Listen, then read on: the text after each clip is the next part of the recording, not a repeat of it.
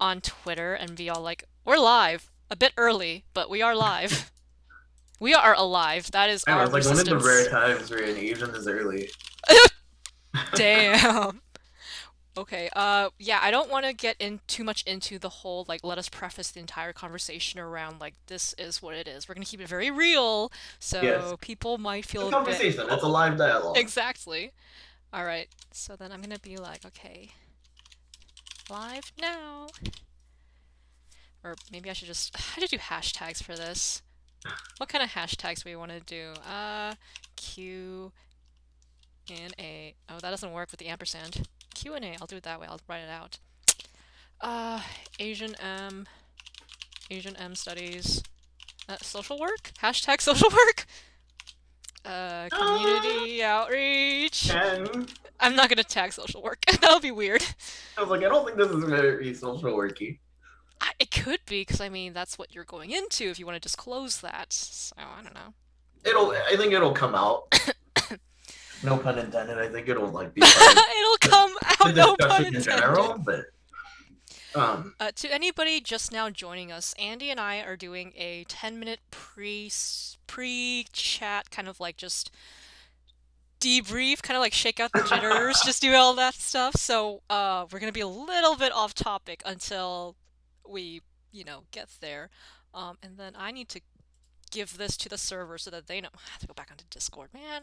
My computer doesn't need Discord right now. It's so okay. Stream, yeah, I have. stream. I use my laptop screen when I need that All second right, monitor. bam.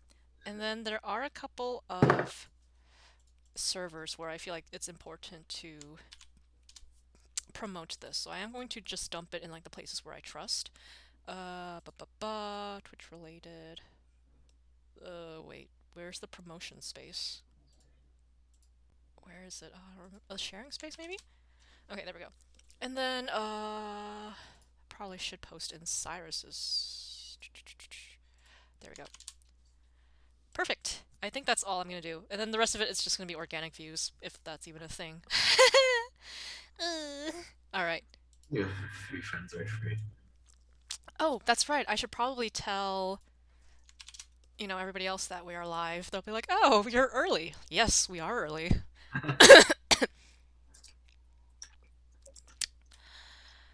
I would ask you how work was, but I'm also conscientious of the fact that you may not want to disclose that on a live broadcast in front of a bunch of strangers. Oh well, I mean, just broadly, I work at a university, and I'm just behind as hell on some technical writing, and just Hello, Grample. Hello, Photon51. Oh my god, I made the worst joke for Photon. I was like, is your name a reference to like pho and like a ton of it? And he was like, no, no, just because I'm Vietnamese, no. Thank you, Alpha, for the lurk. I appreciate you. hmm So, to everybody who just joined in, we're doing a pre-conversation kind of just blah blah blah blah blah free for all, which is why things are loading and you don't see our faces quite yet, but you hear us. You hear us, unfortunately. Photon's like pain. He's been a delight. He is so great. I love this person so much. But yeah, so for today, for anybody who was not aware of the situation, even though I tried to like promote the hell out of it and say like in my Twitter display, when I'm in your notifications, blah blah blah blah blah, it's like, yes, we are going to be talking about being Asian American in queer spaces and what that means for us from our perspective, that intersectionality. Thank you, Lonnie, for the follow. I appreciate you. Um, Very My chaotic. chat is way slower. Chat's way slower. There is a delay between our audio and then when they hear it and then respond to it. Okay, well, you've read out the chat, and then mine comes in like way after you said something.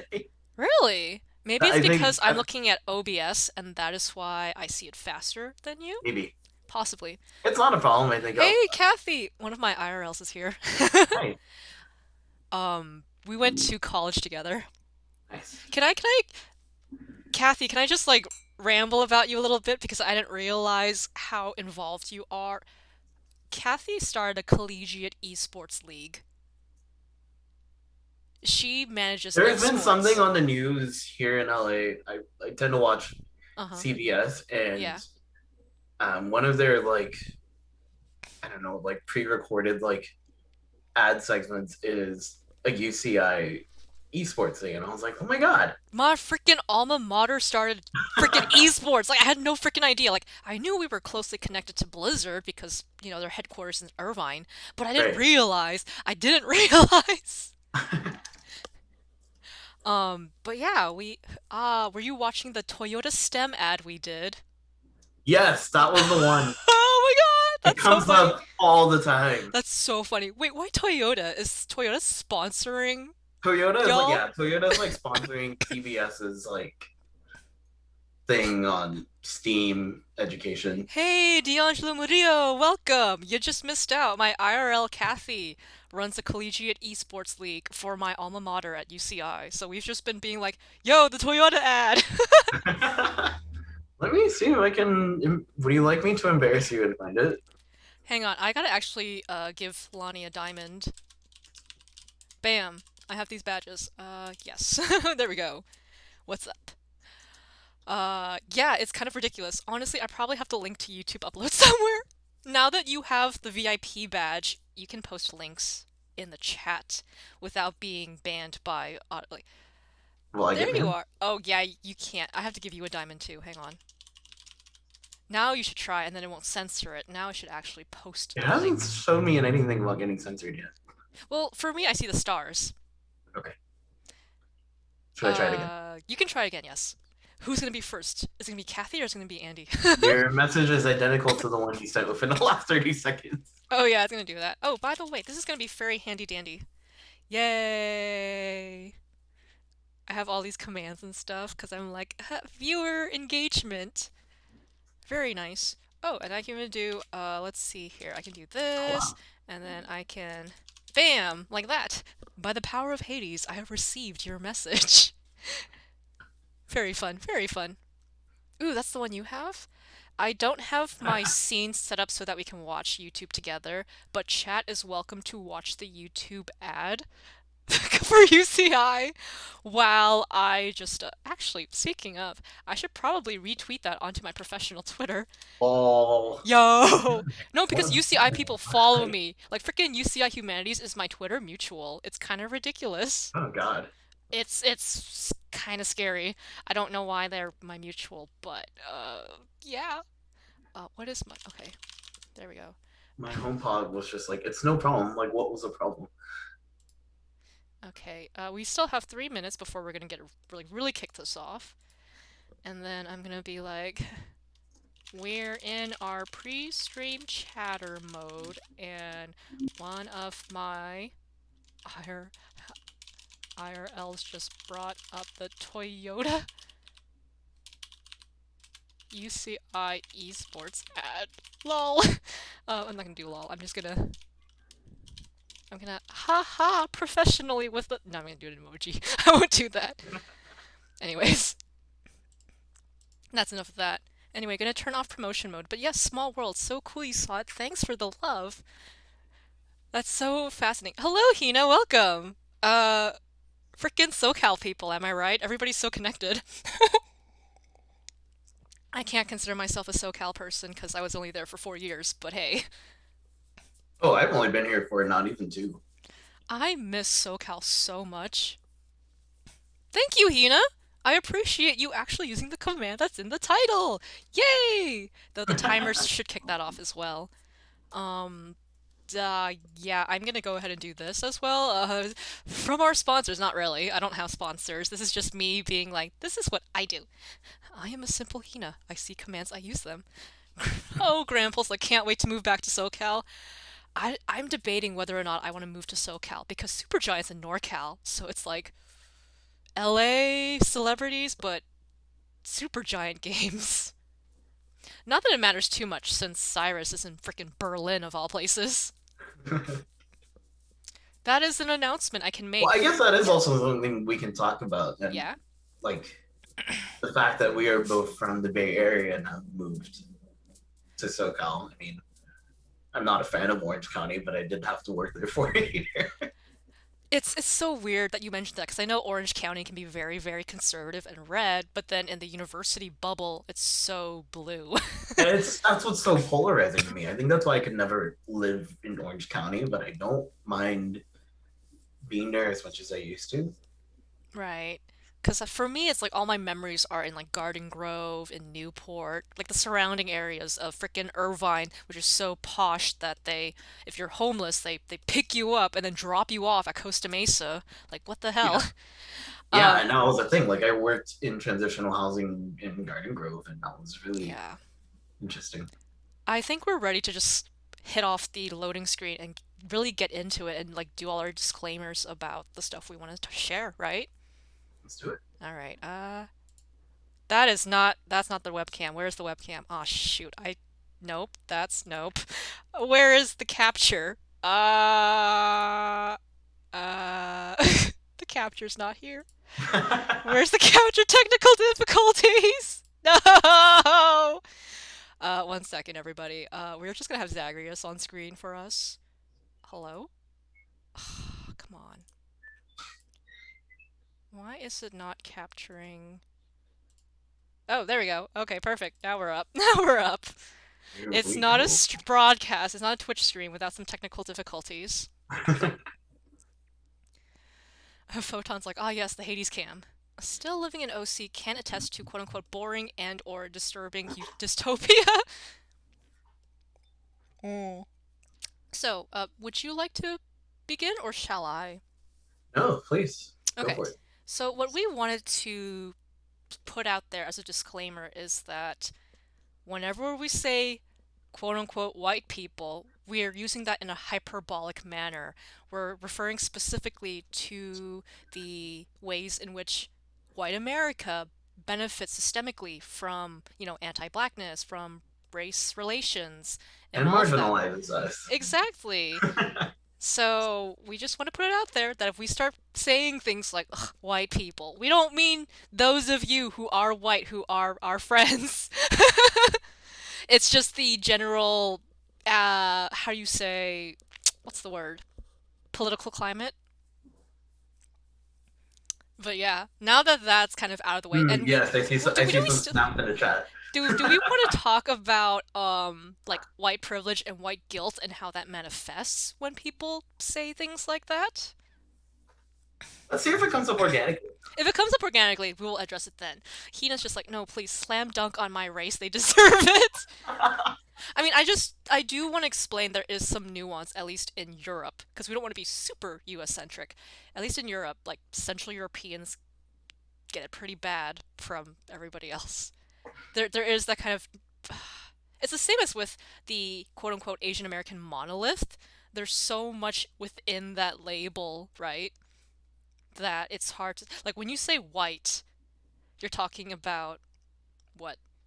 Fifth, sixth generation I guess Americans? one way to frame it is like to be an Asian American or to be a white person means something different than to be Latinx, for example. Like it's Mm-hmm. there's a more specific, I guess, origin or description. Whereas, when you ask a white person to define them, who they are, they can give you a pie chart with lots of breakouts. I Or forget which YouTuber it was who pointed this out, but it was like the most fascinating analogy. It's like, yeah, when you talk to like white people and stuff, and you're just like, oh, what are you? They're like, oh, what was it? It's like, excuse me, I'm like French and Italian, like a quarter Irish, blah, blah, blah. It's like, damn, bitch, I didn't know you were like three flavors of vanilla. whereas if you go up to an Asian person and you're like, "Are you Chinese?" It's like, "No, I'm one of the other 17 things out there. I'm only one of them." I have been mistaken for Japanese quite a bit because of my features, but then my mom jokes and says, well, your grandmother was adopted, so she's probably the one with the Japanese blood. Whereas, and it's so interesting that I get Filipino and Vietnamese sometimes, Filipino! and Filipino! my sister would get Korean and Japanese. I've gotten Korean and Japanese before. People rarely guess that I'm Chinese, but it just baffles my mind that people would guess you're Filipino. Right. And I think it was because I was around a lot of Filipinos. I was teaching Filipinos, so their So, parents were just like, "Are you Filipino? Are you Filipino?" I was like, "No, I'm sorry, but I still love your kids." Aw. I it's funny. My godfather is white and then married a Filipina, and so I don't quite know Tagalog, but I do know some of the cuisine. And then my college roommate was also Filipino, and he taught me how to make sinigang. I love that. Oh, Sinigang, I miss sinigang so much. I still have the oh. tamarind packets and everything. I could make it. I could make it myself. It's similar to a Vietnamese food that my dad used to make. Yeah, yeah, yeah. Oh my God. Have you had that one that's lemongrass, the really dark broth, and it's rice noodle, and then like the pig's blood? That Vietnamese soup? Lemongrass and pig's blood. Bumbo, Yes, that's the one. I love that stuff. not in a long time. You can get it here. You can get it up here. It's easy to get, but I think it's It's like not growing up. something. Not good with spicy food, and something I've Uh, been doing during this quarantine in the last 2 months is mhm. introducing spicy food in my life. So I do hope to be able to progress to that. Yeah, so I mean, I not to just kind of like awkwardly segue into our topic of the evening, but my experience is that I used to work at UCI's LGBT Resource Center. And so I already know that at our university, we had our own space to meet other Asian Americans who were also queer. So it was, I mean, it was strange because it started off very casual and everybody was kind of in the closet because, again, it's Orange County, it's super red, right? Nobody was Right. out at that point. And so we were very cautious, and it was like a social space. It wasn't necessarily an advocacy and social justice space compared to, say, Berkeley's chapter. Or like like an educational space where you go to learn about yourself. Yeah. Right.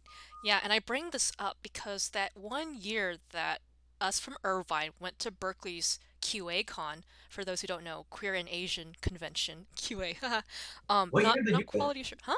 What year did you go? Because I think I went in 2016. That was after me, I think. Though I take that back. I think I went 2016 because I went the year after I graduated. Like as an alum, I went to QACon in Okay, Berkeley. yeah, I went alone, and it turns out one of my old coworkers was an organizer for it. I was like, Oh oh, wow. Yeah, small no. world. So what happened when we went to QACon was that me and my friend from UCI, we kind of bitched out this poor photographer because we're like, we did not give consent for you to take our photos and for Right, you to out us to our families and be like, y'all were here at QACon, you know? right, right. And I think there's that huge disconnect between Orange County's atmosphere and frickin' progressive Bay Area, you know? Quote unquote. Quote unquote progressive Bay Area. They didn't. Oh, it was frickin' Berkeley. I've got some feelings about Cal. Yeah. But those are not for here. Um, Full disclosure, I did not attend a UC. I have no desire and no plans to, so I'm sorry for any of you that had to go through that.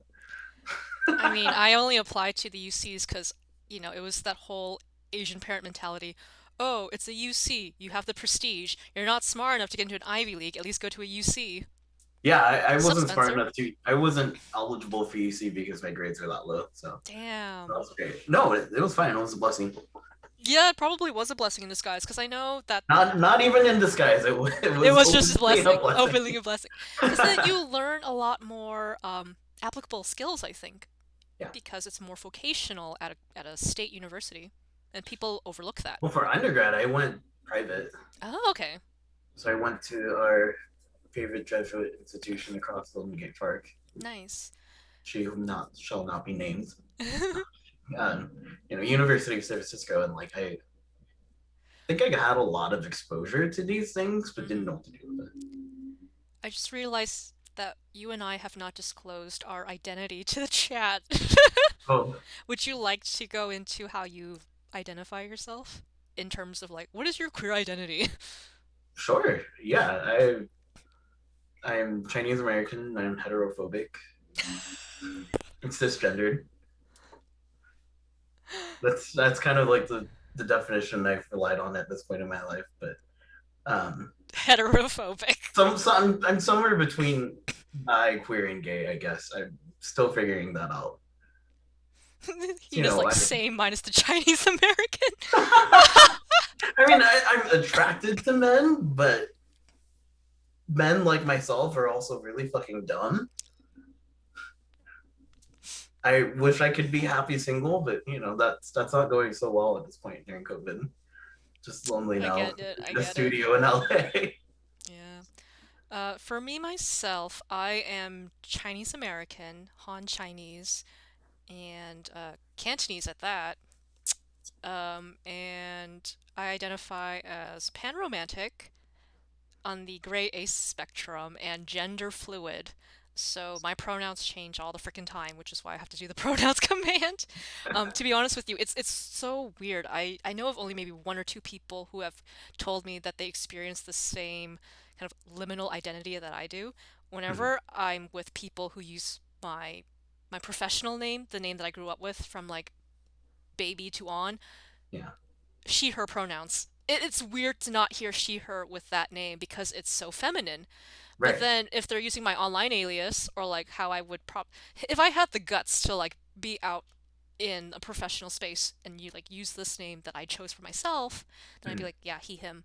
So it's kind of like that weird navigation. And like I've tried using they them before and sometimes it fits, but for the most part it's like if you're going to use this name, she her. If you're going to use that name, he him. Like that's kind of how right, it's been. right. And it just so happens that like on online spaces, it's a lot easier to be like, oh, I am a he him. So, but it's My friend still and I were having a conversation about this, and they were really. like, "No, my name is just I am just me." And I was like, "So are you at this point agender?" And they were just like, "Yeah, honestly, that's a pretty good description. Like, I just don't really care about gender at this point. Like, it means I very mean, little to me." gender is a social construct, so Yeah,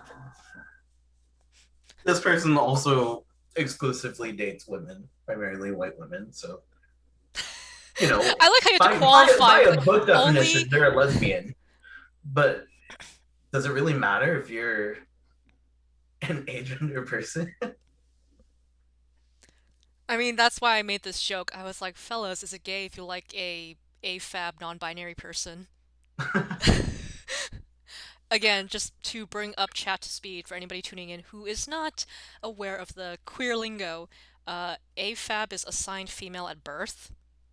So that is what that means. It's not really a label, it's more kind of like a, I don't know, would you call it a medical term? I don't know that the medical community uses it. um, I've heard it more recently in like clinical spaces, Okay. So I or guess at least a notion of assigned at birth, not so much. I feel like if you go into like a therapy session and you say, "Oh, I'm AFAB," they'd be like, "Oh, okay, I understand." Like in that kind of clinical sense. Oh, I don't know. I don't know if you could use the acronym in that space. Maybe if they're like a queer therapist themselves. Maybe. But yeah, I mean, to my knowledge, based on all of my film and media queer studies, there's a stereotype of the rice queen, the emasculation of men in Asian cinema, the this and that. Oh, it's great. I could drop Okay, books on. Smarties is saying I've heard sex assigned at birth. Hmm. I wonder if that is more apt. I don't know, because I don't hear that phrasing very often. I've only ever heard like assigned gender at birth. I mean, I've heard even more of like female to male, male to female. That's transition though. That's transitionary. Exactly. Like I haven't heard anything to describe a person's, I don't know, assigned at birth gender or sex for a non-binary or gender fluid person. It's also not my forte. I've done very little research and don't have much experience in this.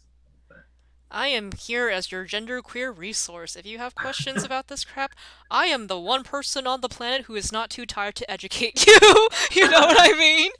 Oh my yeah, gosh. That's also like a very difficult conversation to have in our queer community. There are so many people who are just tired and don't want to educate because it's not beyond their that, job. it's also a difficult conversation to have with cishet people And cis het people who who work in these clinical spaces True. I and kind of remember, gatekeep the language. I don't know if my coworker back then was heterosexual, but she was definitely cisgender, and there were a couple of snafus with our genderqueer university students, and Right. so there was a lot of tension in that because she was trying to be a social justice intern, and then everybody else was like, that was really tone deaf of you to say that. So I was just like, what is Right. going on? It's awkward and tense. Especially Yeah. since there was also the intersectionality of like a lot of the people upset with her were white and then she was Latina. Right. So it's like how do you don't want to start playing Oppression Olympics, you know? Was she white passing? Because my friend has She was talked. not white passing at all. Okay. Because my friend has talked a lot about like the realization she's had in being a white passing Latina and how, and even my supervisor, they talk about how that's granted them a lot of privilege in times where they don't have to, I guess, think about their identity. Like their identity doesn't come first before their work. I see. Um Sorry, I got distracted by the conversation in chat and then what you were saying, and then I was thinking about something else that was on my brain. Huh, ADHD is fun. But Something else I think related to the chat is I sometimes I like to say like I'm as a relatively straight passing person, I like the notion of straight until proven otherwise. okay, when you say straight passing, I'm gonna be that person and be like, there's a lot of gay coded expression that you have though. It's weird because when you're not queer, people don't notice. But if you are queer, you're like, yeah, no. You know what I mean? That's been the case. More of my well, I think it also. I mean, it depends on the context I'm in. Like if I'm Mm-hmm. in at work, I generally don't like to be open unless That's there's a fair. reason for it. Mm-hmm. That makes sense. It's not that I'm ashamed. In some ways, I guess it is fear, but It's that kind of, I wonder, I shouldn't prescribe feelings onto you. I wonder you, if it might be the case of like the Asian American don't rock the boat mentality. not so much for me. Not, I think okay. it's more of like not being open to family, but also Mm, just not really wanting to invite conversation about it if it's with someone who doesn't need to have that conversation with me. Like right. I think as a queer Asian person, I am tired of having a responsibility of educating cishet white people. Yeah, that makes sense. I have not had a situation where I've needed to educate people before. I guess because I just gravitate toward queer spaces without realizing it. A lot Right. of my college friends who I met as cisgender men have later told me, "Oh yeah, no, I'm gender nonconforming," or like, "Oh, I'm questioning my gender identity," and I'm like, "Yeah, because you're hanging out with me." No, I'm kidding. It's not me. It's like I turned them all queer. And yeah, like I do wonder, like, oh, because I moved to gay ass San Francisco, like, is that are people gonna wonder like, oh, is that why you're gay? And it's like, not really. That's kind of why I moved there though, because I knew I was. Right? People are so strange about that. They're like, oh, is the proximity to these people gonna make me that way? And no, Right. it's more like when you're in queer spaces, you're given those tools and that freedom to actually question the gender binary, right? And you seek affinity and Yeah. you know that closeness with people, I guess. Have you had ish I should get into the bulk of the topic. Have you found yourself having issues with queer white people? Definitely in college, I think. With all the like activist spaces, right? And the performative Yeah, allyship. like our I don't want to give the exact name of it, but it's like our queer resource center on campus was really it was next door to like the multicultural center. Again, being careful with like not calling them out. I don't know who's here, but nor do I care that much either. But it was like, oh, if you're ethnically multicultural, this is your space, and if you're queer, this is your space. And there was just very little like Overlap. bleed over, Mm-hmm. especially I think among like some Asian Americans who are just like, I'm too fucking busy to go to anything else. I Yeah, don't have the time to be in either of these spaces. right. That was definitely the case for me. Like That's I so. didn't really find myself engaging in those spaces because, Mhm. and I also don't know if it was because I was an Asian American studies major doing the work in class already. Right? Oh my God. To be honest, I don't think there was a whole lot of like Asian American queer studies that I had a chance to take. I don't know that such a course even existed back then when I was going through UCI's program. It was Yeah, I had a predominantly, small interdisciplinary I take that concentration back. of my major, and I take there that maybe back. I don't know a couple lectures Hmm. each class on queerness. My favorite instructor, I don't know that she was definitely not even like tenured. I think she was like adjunct faculty who was Yeah, just like teaching at our place, right? She taught a lot of queer women's studies and a lot of queer South Asian films and media. So we saw a lot of representation in all these independent films and we looked into all of the theory, all the studies. I always got like A's on my papers. Oh my God, I loved her so much. She was the coolest person. yeah, And I think at one point she did come out to the class being like, "Oh, I'm a lesbian." Yeah, that's why I am so um adamant that we discuss and look at these films that are about, not just women loving women, like straight up like they are lesbian Asian women and right. these are films for them. So we looked at a lot of those and I think the one that I loved was called Chutney Popcorn is one of them. That's with the South Asian leads. And then there was another one with like for I don't remember what it's called, but it's for Chinese women. I think they were Mandarin speakers and it was about one who's like a surgeon and the other's like a Losing face or no, saving face. saving face. God, I love that movie. I'm gonna rewatch it now. Oh my god, that was something else. And I do remember I didn't have very many queer professors. I think because of the direction I was in with my classes, but Hmm. even among those few, like it was until later that I discovered they're queer, and they weren't really out openly either. Right. Like there's one we accidentally discovered their Facebook and was like, oh my god. And one of my classmates and I were working on a final together, and they were like, oh my god, I went to go get sushi, and our professor walked in with their partner. And I'm never gonna go back to this restaurant. I was like, oh my god, Just that's so casually weird. queer. um, But this is the same professor that like showed us shit like saving face in class, and I was just like, oh my god, it clicked. this narrative exists. Yeah, so with Saving Face, I think that was the movie that touched upon the even the racial tension, the anti-blackness in the Asian community. Because I remember that one scene where the surgeon, she brings home her black friend, who's always just like there for her, right? Her moral Yeah, support. And then her mother speaks to her in Mandarin and says the most racist shit ever. She's yeah. just like, if he keeps drinking that soy sauce, that's why he's so black. It was so like, I think I remember that scene now that you have that line. It's just ridiculous. and I mean, it was in the context of, yeah, parents be like that. Asian parents were like that. There's Yeah. just so much baby boomer generation But when anti-blackness. did Saving Face come out? I'm gonna look it I up. don't even know, but I love that movie because it talks about those issues. Okay, so Saving Face came out in 2004. Yeah, we've been talking about this We're shit for a still long having time. those We're conversations still having those 16 conversations. years later. 16 years later, the chat's just like, um, Uh, do you oh have the wow, it was the first. director's name and Yes, everything? Alice Wu. So she also just Yes. directed a sequel of sorts on Netflix called The Half of Us. Do you mind posting the information about saving face in the chat? Yes, here's the wiki.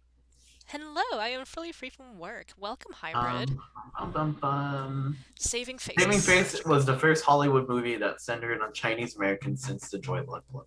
Since the Joy Luck Club, are you kidding me? I can bet you there probably hasn't been one since. Oh my god. I mean, there was, what's it called? Oh no, no, those are Crazy Rich totally associated Asians. conversations, and I think that's what's baffling to me. I mean, here's the thing, Hina. If you are white, you get to call out other white people. That's what we need. If it's coming from use your us, white privilege on our behalf. Use your white privilege. The Crazy Rich Asians is the first film by a major Hollywood studio to feature a majority cast of Asian descent in a modern setting since the Joy Luck Club. God, the And Joy even Luck that Club is so casting was depressing problematic. too. Huh? The Joy Luck Club is so depressing. It is. The movie is even more depressing than the book, I feel like. Oh my god, you know what was a really good Asian film though? I think it was like indie, maybe Sundance or something like that. I think it's called The Farewell. It had Aquafina as the lead. Yes, The Farewell. God, Ah, that hit me so hard because it came up, trigger warning, like medical stuff. It came up after my grandmother passed away from cancer. me too. Yeah. I was watching it. My parents were in town for Thanksgiving, and I didn't want to stay in their hotel room because I was like 24 and I live 3 miles away. I'm gonna go home and sleep in my own bed. And I was just watching The Farewell, and I was like, oh my god, this is just Okay. like my family. Like Yeah. they also did not tell our grandpa how bad his cancer was because they knew he was gonna die. Oh my god. That is a whole separate conversation we can go into about, you know, I didn't even Audience, if know you're ready. that that was a thing. I didn't know that was a thing that Asian families did. Because Yeah. I think in my family, because both of my parents are more like 1.5 generation and have more Western ideals, they were a bit more transparent with my grandmother about the situation. I So, think they kept it from him because he was already in pain. yeah. They kept it from us here in the States for a year and told us like really suddenly. This was right when I was applying for grad school, but it's interesting to think about the secrets that like even my immediate family keeps. Like I mean, Hina, for one, my queerness, but also like yeah. before Christmas, I got my car was totaled, and I didn't tell my parents because I was like, it's not their car, it's not their insurance. Mm-hmm. I'm alive, unfortunately, or fortunate, depending on how you're Depending looking on the at it. mood, depending on the mental illness Depending on the and bill how it I'm getting back manifests. from insurance. Um, yeah, but Hina has this sentiment to share. I am white and I do not know the full experience of an Asian household. And to that I say, ask ask your Asian friends, what is it like being living in an Asian household? What's it like to be raised Asian? See how many times they get interrupted over FaceTime. Wait, what? See how many times they get interrupted over FaceTime or on when you're on the phone with them. I don't have to FaceTime my folks. I live with them. No, oh no, I meant like FaceTime an Asian friend who lives with their parents and see how many times they get interrupted. Oh, yo, you're right. I have had my dad kind of barge into my room while I'm broadcasting. I'll be like, it's so awkward. I'm gonna lock the door right now. I have to lock the door. Yeah, no, it's definitely happened, and they are aware that it's happened. But I kind of give them a heads up, like I'm broadcasting, so they don't do that. But I've had my parents not come into the view of the webcam, but at least like picked up by my mic, and they'll be like, "Who are you talking to?" And I'll be like,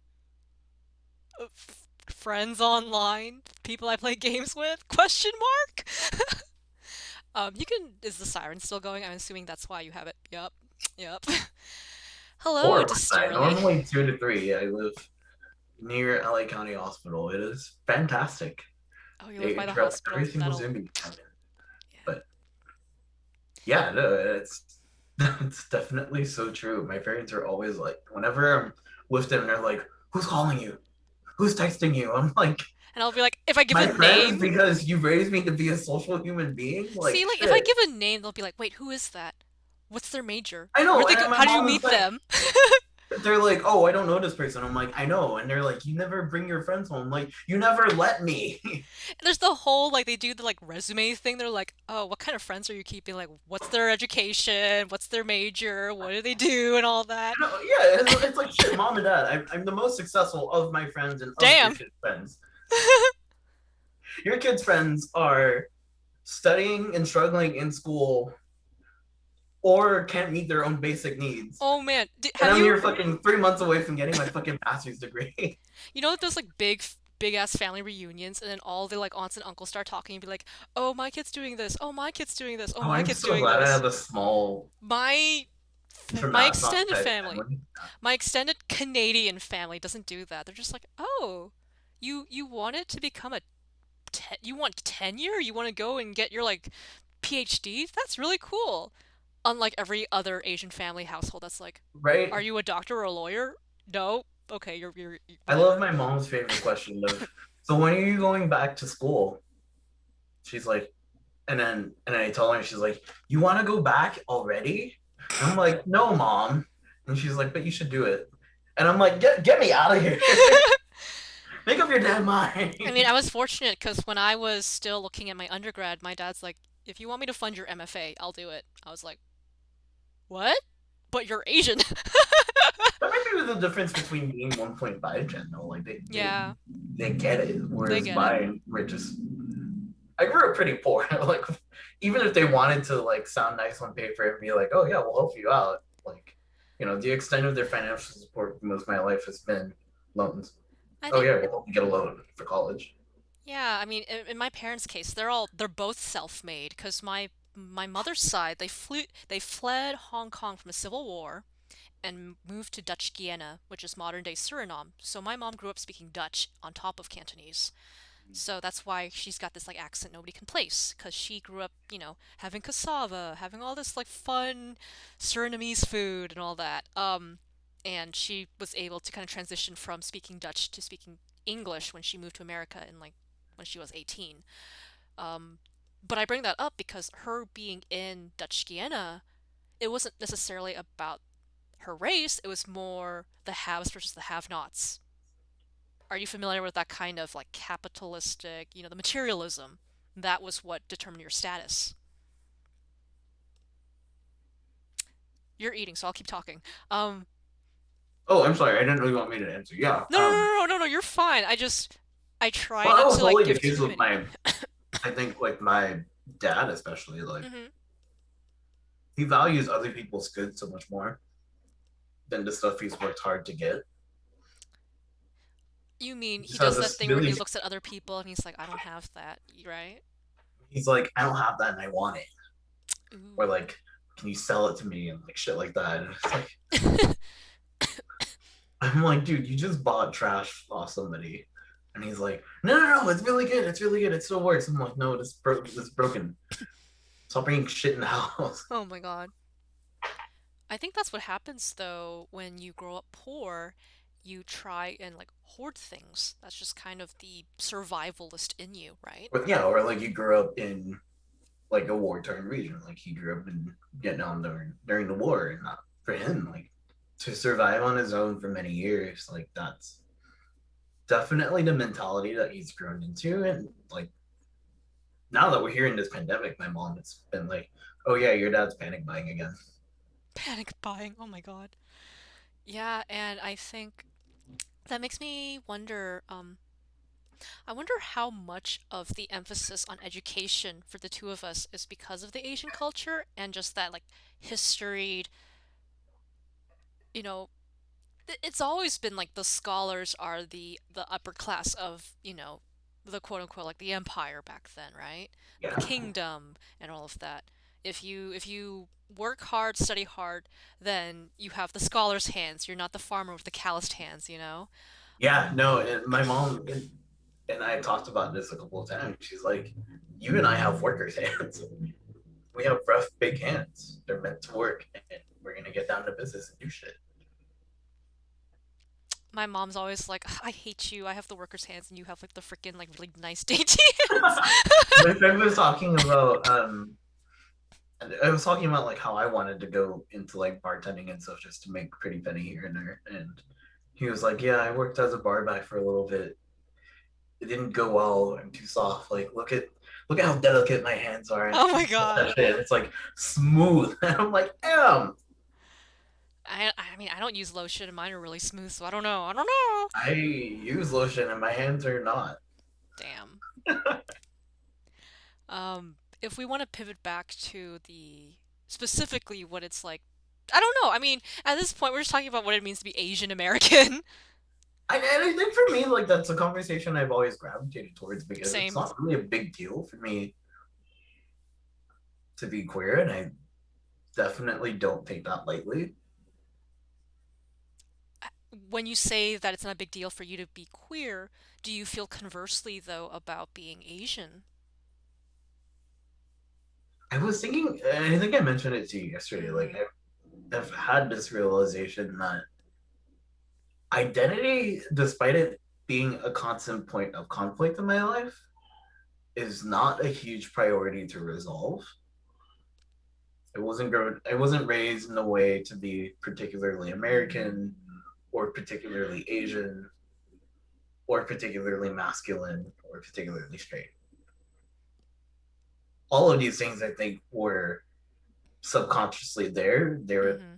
of course my parents were like, "Oh yeah, you gotta speak good English, but like you gotta family comes first and like don't cry and shit.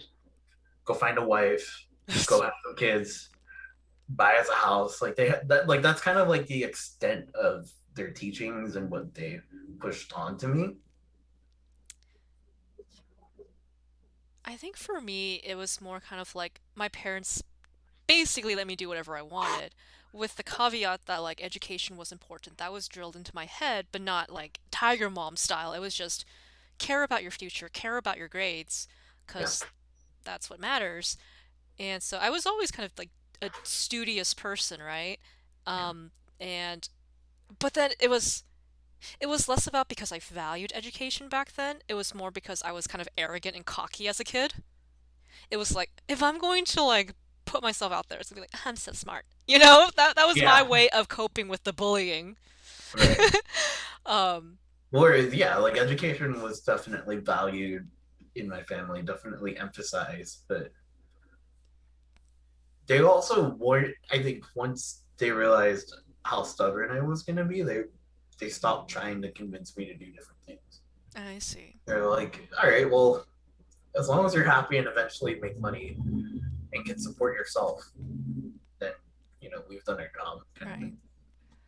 And what you say about identity not being that crucial to you, I feel like lately my identity I've had to kind of call upon it more, especially because people have been invoking what's his name? Richard Chin, I think it was.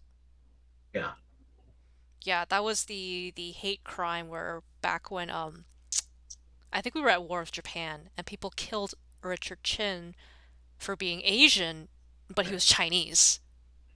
So there were hate crimes against Asian Americans. Yeah, and And that came there's up. there's Vincent Chin and Vincent Chin, that's what it was. I'm Vincent sorry. Chin, but also Richard is a different Wait, are you person serious? in like a similar instance, I think. I I think the name I was looking for was actually Vincent Chin. Unless there's been like another incident that I didn't know about and There was another more recent incident. I think I saw that going around on LinkedIn because the Asian Art Museum like did a whole post about it. Yeah. Anyone in the chat? No name. I think I'm they're blanking just on the name, and enjoying the it's actually conversation. difficult to Google because there have been so many. Oh God. I agree. Like my supervisor was asking me about this morning. He was like, "What is the significance of your identity as you pursue your career?" And I was like, "It's there. I lead with my heart. My identity plays a role in who I am, but it's not. I don't. I guess it's like I'm just reflecting on like my privilege at this point in my life. Mm. You have a question, Dysterily? Yeah, of course.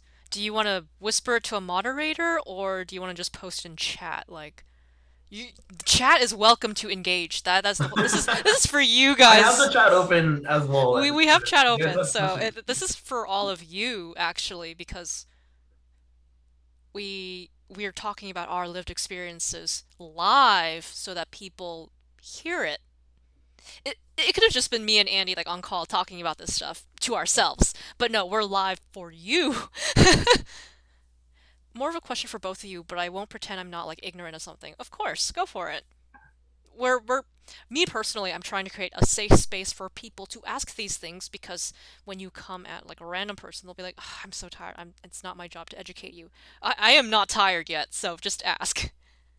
I'm tired of doing it when in situations where I'm forced to, but Right, I it's a voluntarily took Ren's offer to be here today, so so you're gonna get bullied with a bunch of questions. Nah. Nah. bully me Um, in the name of sociology. bully me in the name of sociology. Please don't. Where were we? Now I want to know what that name was. Okay. Is the pressure to have kids as bad as media portrays it for Asians and Asian Americans? And if so, how does that affect your mental health being queer? Ooh, that's a good question. However, I will preface it by saying Andy and I cannot speak to the Asian experience because we're not. I don't. Did you come here at a later time or were you born here in American No, I soil? was born here. I was born in Canada. Yeah, we can't speak to the mainland experience. We are diaspora. We are Asian American. So, like, yeah. Uh, However, to continue the second half of that question, it doesn't impact my mental health because my parents aren't like, when are you going to give us grandchildren? When are you going to give us grandchildren? They're not like that. Right. They're not like that. I mean, Um, to add on to that, it's because financially I could not responsibly have a child right now. So and mentally I probably couldn't either, but go on. I'm just trying to think, like, yeah, representation sucks, but you know, I'm writing a thesis about this, and basically, some people have had the lunchbox experience. I didn't really have that. I had like the microaggressions of like, haha, ching chong. That's not a microaggression, that's just a slur, isn't it? They didn't direct it at me, but they were like, hey, is this how Chinese sounds? Like that was That's shitty of them. yeah. I When mean, you say the when lunchbox, I was young, right? like I mean, still, before 14, if I that's remember. not young. That's like teenagers being assholes. But when you bring up the lunchbox incident, I think we should explain that for them.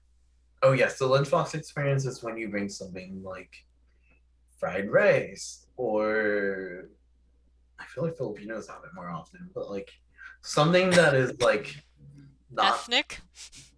something ethnic, yeah, something like that isn't like your standard peanut butter and jelly sandwich for your Lunchables. Oh my God. I think Eddie Huang, they did the adaptation of his book and they're all like, Mom, you gotta buy me Lunchables or the kids are gonna make fun of me.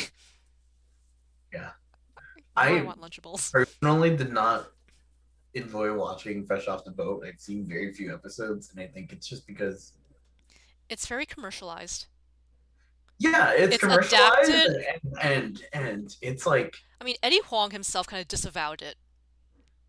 yeah, He's like, they sanitized my experience for cable TV, essentially. exactly. And it takes place in what, like Florida?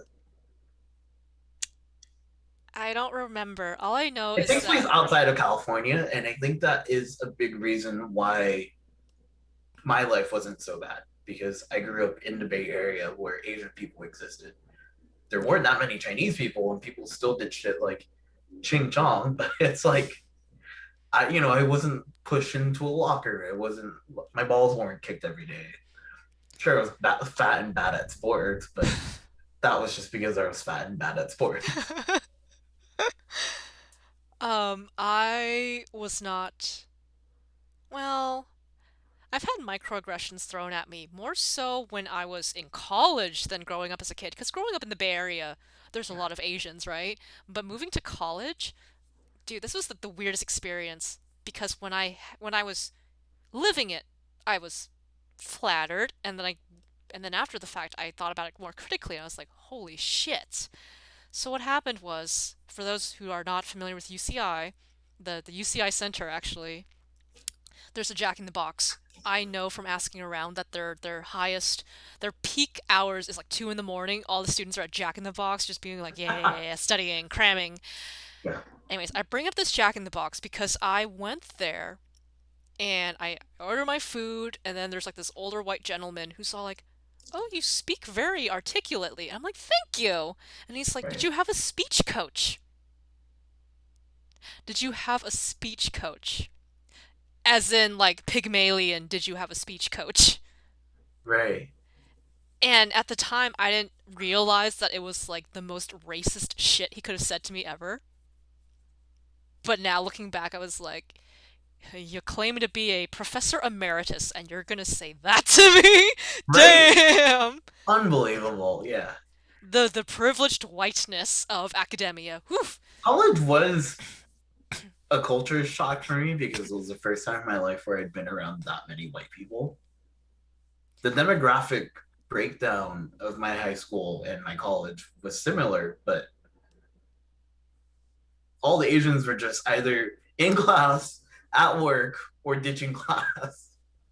They weren't the ones that were just hanging around campus. Oh my gosh, chat's just like, damn, damn, damn, damn. Oh no, it was a professor. UCI is also very Asian, which made it even more obvious and confusing in my opinion. I Yeah, hate to say it, but University of Chinese Immigrants. University of Chinese Immigrants. I think it's because this man was probably exposed to a lot of mainlanders and didn't realize that I was fucking born here. Yeah, Like, and I find that people have asked me this question more frequently, but very sensitively. They're like, "Where are you from?" And I'm like, "San Jose," and they're like, "But where's your family from?" And I'm like, "China and Vietnam." Where do they live now? Fremont, California. You can ask me this question, like it's fine. Like I God, I should just tell people when they say that, where are you from? I'll be like, do you mean geographically speaking or ethnically where am I yeah, or from? where are you really from? It's like Where am I really San from? I'm from my mother's womb. Jose. I'm from my mother's womb. That's where I came from. Do you know how babies work? A hospital on Jackson Avenue in San Jose. That is where I'm really from. Okay, can I just bring up a really weird thing that bothers me? Because, like, Yeah. I had these friends who'd always put Margaret Cho in front of me and act as though she was, like, the spokesperson for East Asians. And I'll be like, I watch her skits, and I'm just like, I don't get her humor. I really don't. Do you understand what I'm getting at? I mean, I've seen her live in person once and over Zoom once. Mm-hmm. And I think the stuff that she put on in both audiences was different. Because I remember her very early stuff. It was very, like, on the nose, you know? And maybe that's why I didn't like it. Yeah, like when she was at the Castro Theater, I want to say like 2016, like she was in touch there, but like, she drew from like the experiences of having a Korean mother and And I think it was being also, relatively queer. I think because her predominant audience was, like, white people that she was kind of, like, dunk on, you know? Yeah. But, how do I explain I mean, when this? I saw a Zoom show with my ex, and there were a bunch of Asians just on there, so like Margaret Cho, I think Jenny Yang was on there, and Margaret Cho was just like holding her Zoom up, like going around the room, walking around her house, and just like talking dumb shit about Asians because it's like, yeah, it's a fundraiser for East West Books in Berkeley. Like, you've literally attracted like all of the Asians who support this bookstore. Yeah, and I mean, this is, I wonder how much of it, like, I know it's really hard to be a female stand up comedian. That said, I feel like Well, she was the first. Like, she's she was the first, pioneer. yeah. She had a pioneer. Yeah. Um, when it comes to, like, racial stereotyping and those kinds of jokes, I have watched a lot of Russell Peters. Are you familiar with him? I'm not. He is a Canadian Indian comedian, and I don't really know his background or why. It was just his Cantonese accent's hilarious. Like, it's pretty spot on. Yeah. And one of his skits was like he went to, like, Hong Kong and he was trying to find, like, shopping and stuff, right? And he's like, so I went to the guy and I asked him, where do I go to, like, find some shopping in Hong Kong? He's like, oh, you go to how do I say it? Tim Satoy? Or that's not how you pronounce it. That's really embarrassing. That's live, and everybody heard that. No, no. I just don't. Please don't look at me. Don't clip that. Delete that. We're gonna take down the VOD. We're not uploading it. No, I'm just gonna say it the way he said it because he did it like a very. He was like, you have to go to Chimsa Choi is like how he pronounced it, how Russell did it. And then he's like, okay, I don't know what that means, but he kept saying it, like, in his head over and over and over again, so we could hear it from, like, it was like bum. It's like, now we're reaching the station, like Chimsa Choi and all that. And he's like, so I'm waiting for it to, like, play, but then the first one goes bum. Quarry Bay, and he's like, "Why can't I go shopping at Quarry Bay? I can say Quarry Bay." I'll link him later, but his Yeah. his skits are hilarious, and I think To he really, Smarty's question though, I was yeah. having a conversation again with my supervisor this today. It's like, no, not my supervisor, it was somebody. It's like when you meet a white person. Oh no, it was in our pre-chat here. Like I was having this conversation with you. I'm sorry, my brain is Zoom Oh, we fried were today. talking about how people, when we ask white people like where they're from, they're just like, Yeah, "Oh, I'm like this, and this," and then like like they give you the pie chart of like the 17 different countries of origin according to their 23andMe. It's a question I hate asking white people because I'll never get an answer.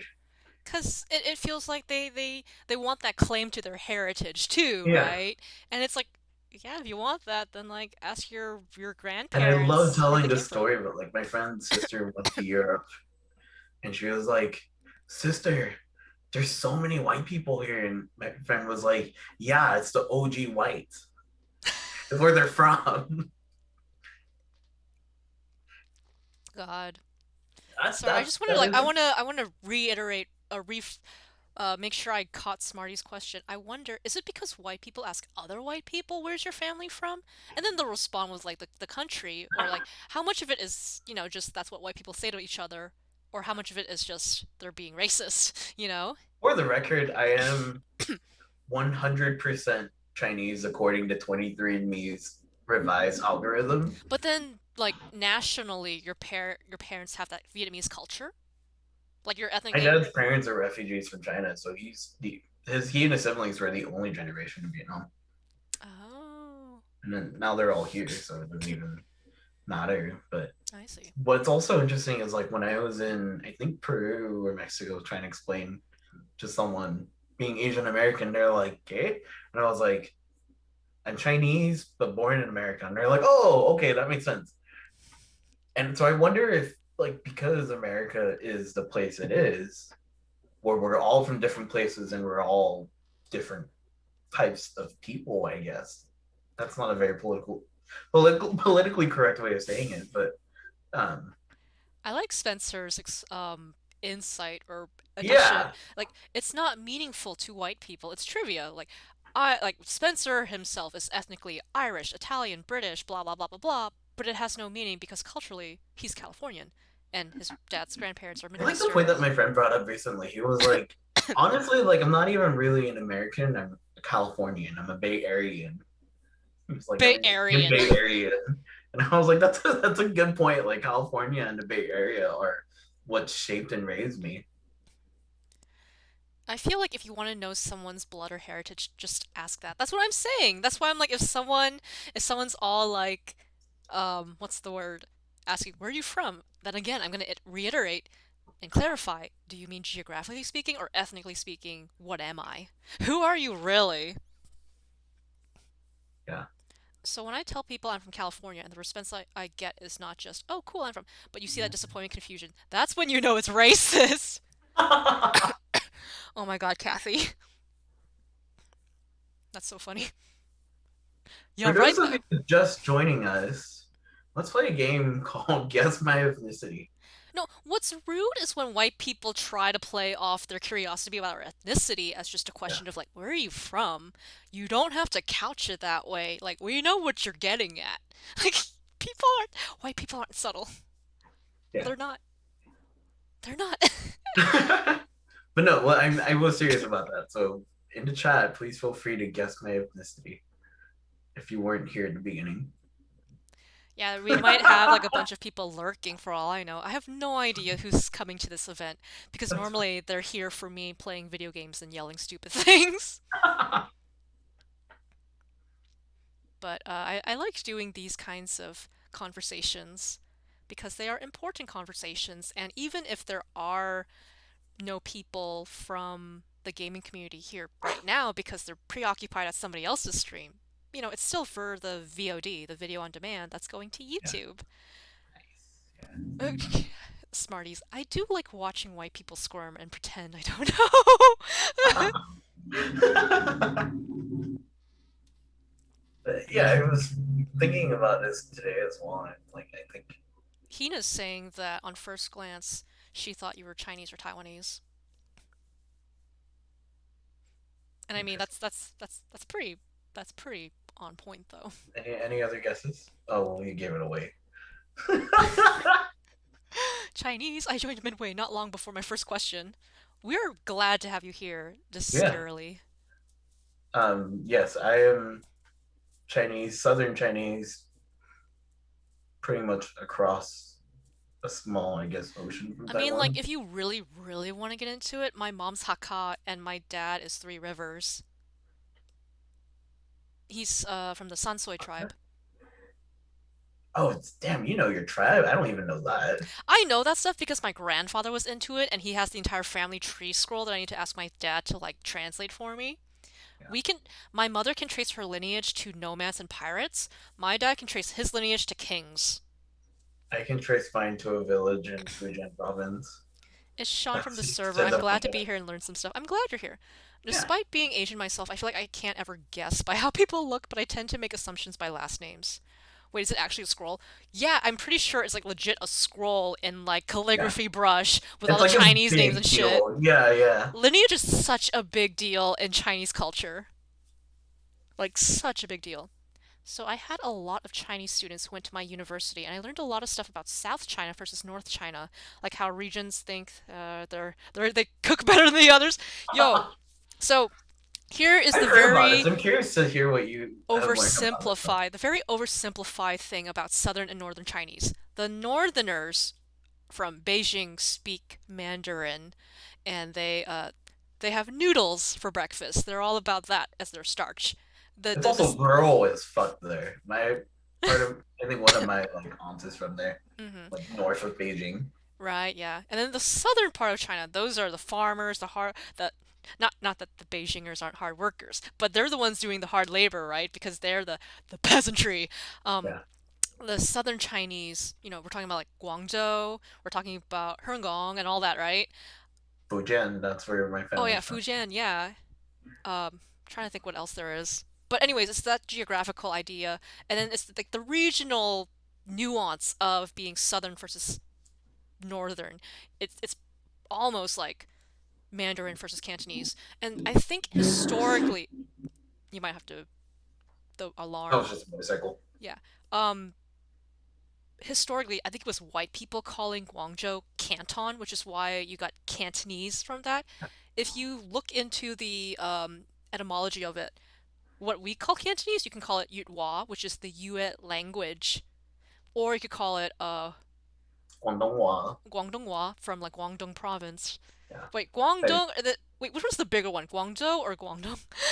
Guangdong. Okay, Yeah, Guangdonghua, and then Guangzhou is a city, Guangzhou's the city. I'm sorry, and then Guangdong's the province.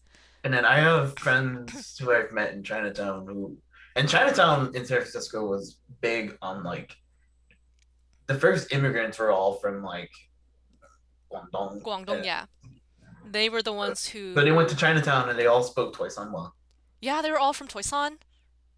Yeah, so that was even more of a dialect within Guangdong, is the yeah what Andy was saying.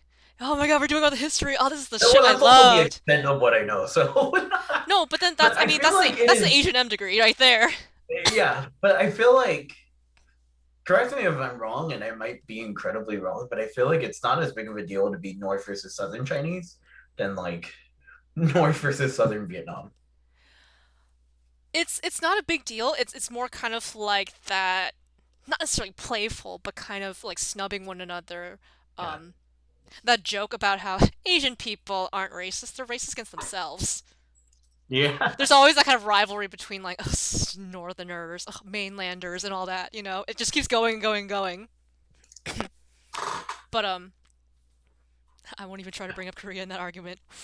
Um, Yeah, it's not to that point. It's definitely not a divisiveness of that nature. It's just that culturally, regionally speaking, it's very there are, I mean, different. yeah, it's like there are what, 200 different languages in China, 200 different languages in the Philippines. And even kind of like the whole like Hungokyan, they're very almost pretentious because they have that British culture about them. Mhm.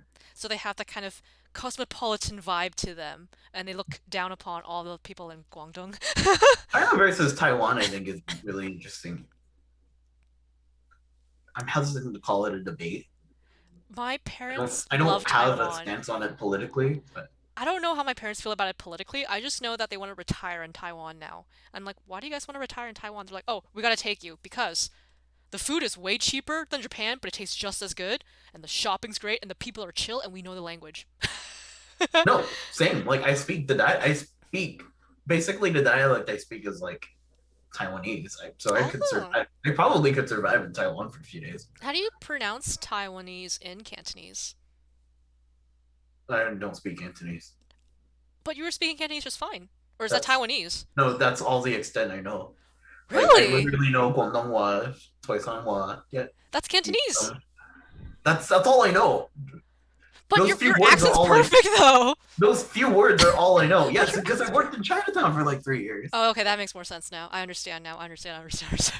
I Yeah, understand. that's all. That's all I can count to. Yeah, I you don't sound know. say look 七八搞 up, and then if you do it into Mandarin, 1 2 3 4 5 6 7 8 9 10 like I that's the can count. difference Yeah, I between the can count more. languages. My family is more Mandarin, so Uh huh. I know slightly more, not much more. Hi, But Hecka. We kind of deviated from the whole like being queer and Asian, and now we're just talking about being Asian American, or specifically Chinese American. what else?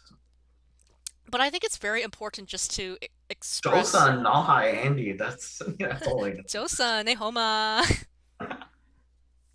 But we talk about it because of how nuanced even just the one ethnic group is and how it breaks down further. And I think you missed the fact that like I know my parents' tribes that they came from and all of that. Which there's stereotypes about the tribes even. It's like Yeah. if you're going to marry I someone. mean, if anything, I think it's great that you have that like relationship with your grandpa and was able to like have that conversation. I mean, I couldn't communicate with him back then. I my Cantonese wasn't that good because it basically happened was I spoke Cantonese up until preschool, and then my parents started speaking English to me exclusively. So my Cantonese is like this weird mishmash of like elementary school level Cantonese and then random verbiage and vocabulary that I've picked up, and that's Yeah, it. same here. Like I know I can enough to order like in dim sum. and I know enough to like translate important documents between English and our dialect. Are you serious? That's more than I can do. I'm illiterate. I can't read or write. I just can. Translate. Yeah, but I think that's it's been interesting that like I didn't lose that part of my language. So, what I didn't happened actively on the try to keep it. timeline is that we've got this black friend who is actually fluent in Mandarin, and when he's trying to be funny, he'll write to me in Chinese, and I'll be like, "Seriously? I Seriously?" admire non-Chinese people who speak better Chinese than me. He speaks much better Mandarin than I do. That's because he studied Mandarin and he can write Mandarin. I'm just like, I'm illiterate, bitch. Like I'm like literally illiterate because I I can't read it. remember like my grandma when she came to stay with us for like a month or two. Hmm. Like my mom's parents came to stay with us, and she was like, "Andy's so smart." He's like, and I was like 8, maybe Oh, young, 6 or 8, and she was like, "Oh, Andy just like translated the English newscast to me."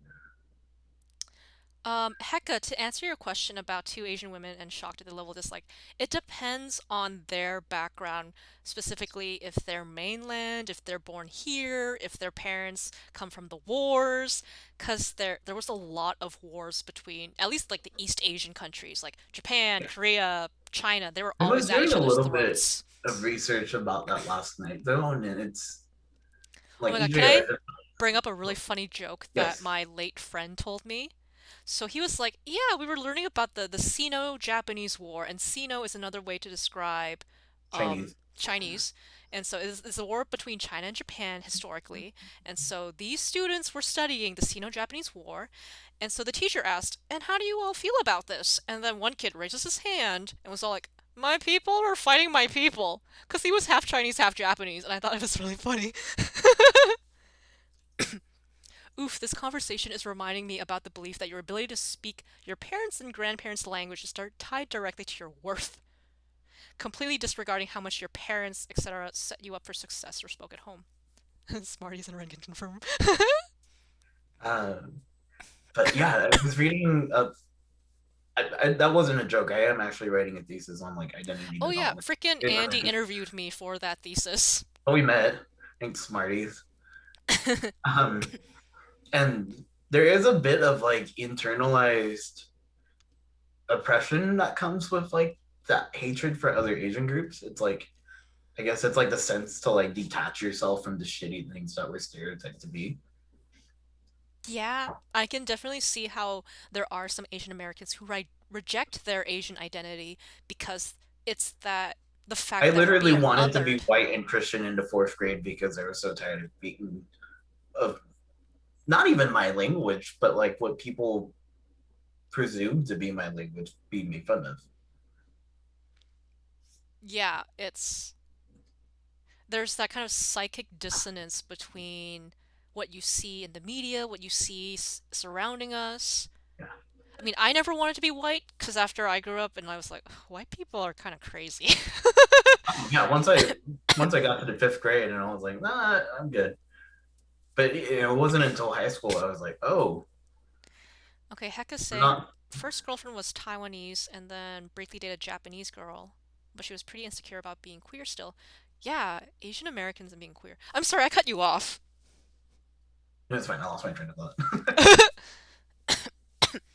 My ex was, I guess, frustrated with how insecure I was about being queer as well. Like, I'm not out to my family. Okay, let's let me backgrade on chat a bit because there's a lot of interesting points coming up Yeah. here. So Smarties is all like, well, it's also, native Asian speakers, mainlanders, versus the American-born too. Not just American-born, but I think native Asians versus diaspora and that tension there. There's that sense of feeling like we're not good enough to be Asian in their eyes because maybe we don't speak the language, you know? Well, And I think it's also worth throwing in the notion of fobs. I just did yeah, that. Like, there's also that kind of and like I think that's envy, related to right? like that internalized oppression. It's like because I'm so conflicted about my identity as an Asian American, there's these people who are from Asia and just came to America, and like I'm not one of them. I speak English. I know American food and music. It's weird, right? Like when I interact with people who are from the mainland, they can go one of two ways.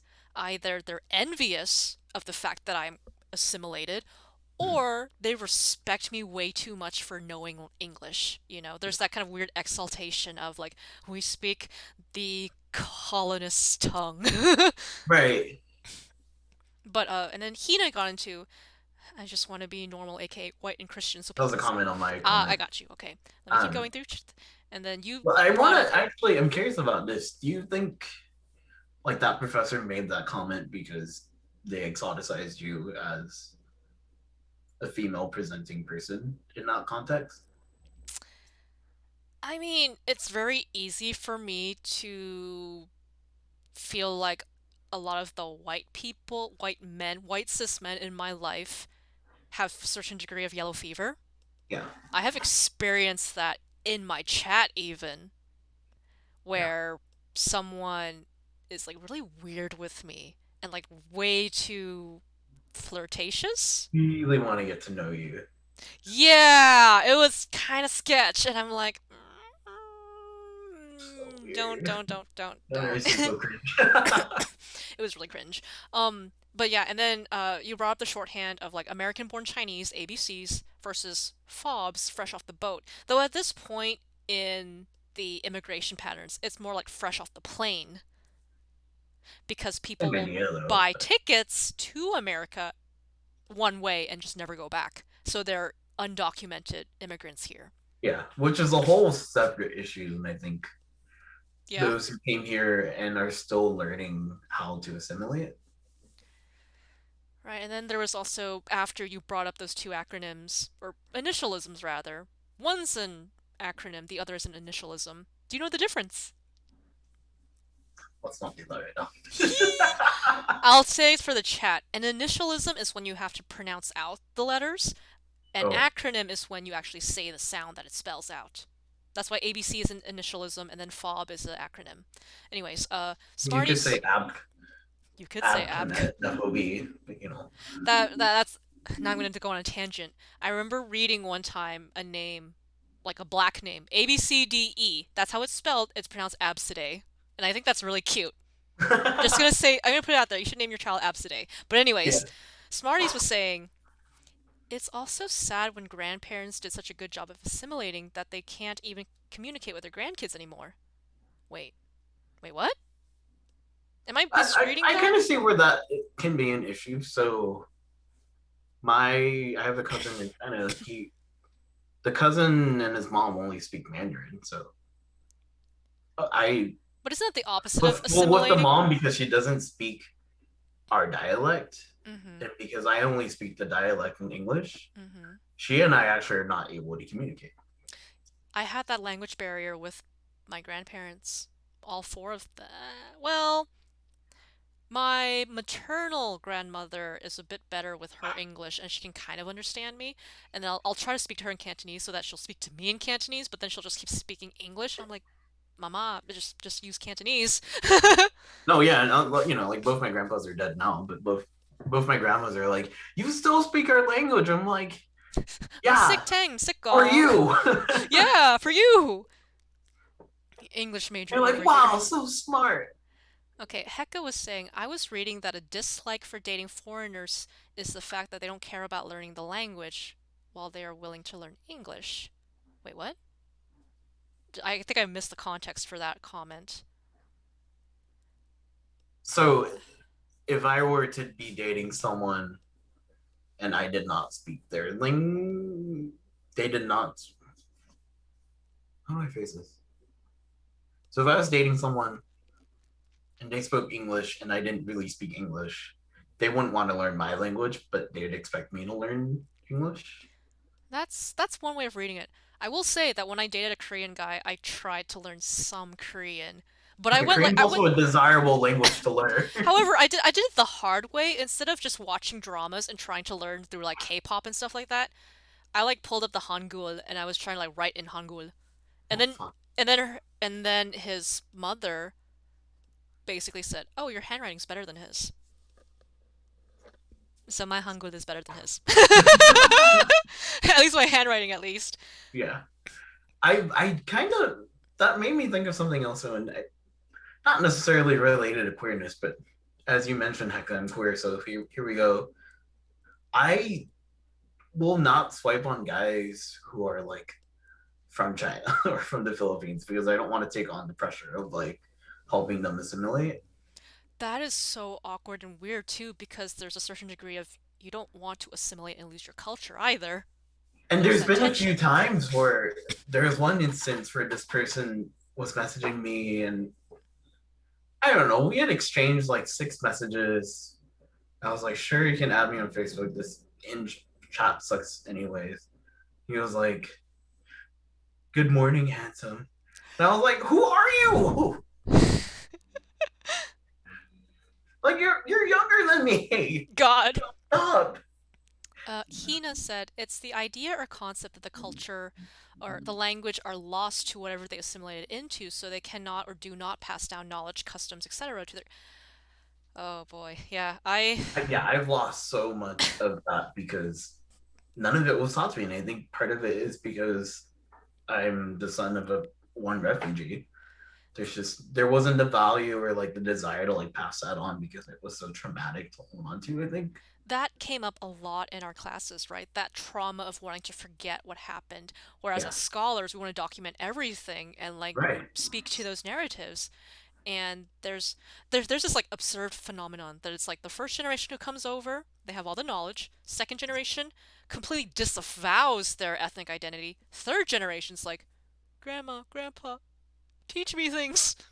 I saw all 3 generations in my thesis study as well. Now that was fascinating. Like now, and I feel like I'm in the limbo of all 3 of them, where it's like, Yeah. yeah, I wish I learned Mandarin better, but like, there's no one to talk it to, and I'm old and busy, I mean, tired, and gay. we can I don't want to practice. do it anymore. You can practice with my mom. She's Okay. watching C drama every day, every day. Her Mandarin's really good now, to the point that she can get by in China. Yeah. For me, it's I just mean, like, for me, well, it's bougie like now. if I can order something off a menu in Chinatown in either can't in any language, like I'm okay with that. Yeah, that's what I do. I'll just awkwardly be like, say the like the dish or the drink in Cantonese, and they'll start speaking to me in Cantonese, and I'll be like, English. I know. And I've been told like in Spanish, and you mentioned it tonight as well. Chinese. I have a pretty strong, I guess, authentic accent. That hasn't always been the case in my life. Like I used to, and I think a big part of it was like I was really ashamed to speak things like Mandarin because I had such a. This isn't correct to say, but I had such a white accent I mean, it could or an be American accent. right, because that's like what you're surrounded by. Those are the phonemes that your ear is used to. But now That's what I'm you're going to older be, and like I don't know where this accent came from. It Like I came know from for all the. Spanish, it came from because I went to school with a bunch of Latinos and I had an You even opportunity say to it like practice in Latinos. Spanish.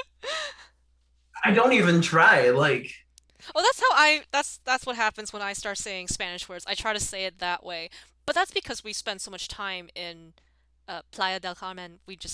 You kind of get used to speaking to the natives, yeah, and I they live pronounce currently in everything like that one of way. LA's most Latino neighborhoods. So like when I'm going around, like sometimes my Spanglish starts slipping out more Oh than my gosh. I realize. Or like a lot of my coworkers in the Bay and at my last internship, like they're all Spanglish speakers as well. So like when we're Honestly, in conversation, we just start going back and forth in Spanglish. honestly, I think my Spanish is better than my French accent, even though I took French for like 5 years. I took And French that's for just a a matter of year. like exposure and hearing the accent, and trying Yeah, to replicate the sounds. French yeah. is really hard. French is really hard. It's I really have a really bad French accent. hard. I was telling my coworker the un de toi joke. I don't know if you know it. I probably do not. However, I will preface, not preface, I will qualify in that I learned French from a gay Texan. So you have to take his account, or his accent into account. Oh, this is purely just like wordplay. Okay. Okay, so there are three cats. Three An cats. English cat named 123. Okay. A whatever other language cat. The one I read today was Italian. So Italian cat on the thread, I guess. Uh-huh. Let me just do Spanish because I speak Spanish. Uno, dos, tres. Okay. So you have one cat, 123, another cat, uno, dos, tres, Okay. and you have the French cat on the trois. Okay. These cats went swimming. Okay. The American cat came in first. The Spanish cat came in second, and the French cat went missing. Why did the French cat go missing? Why? On the trois, cat sank.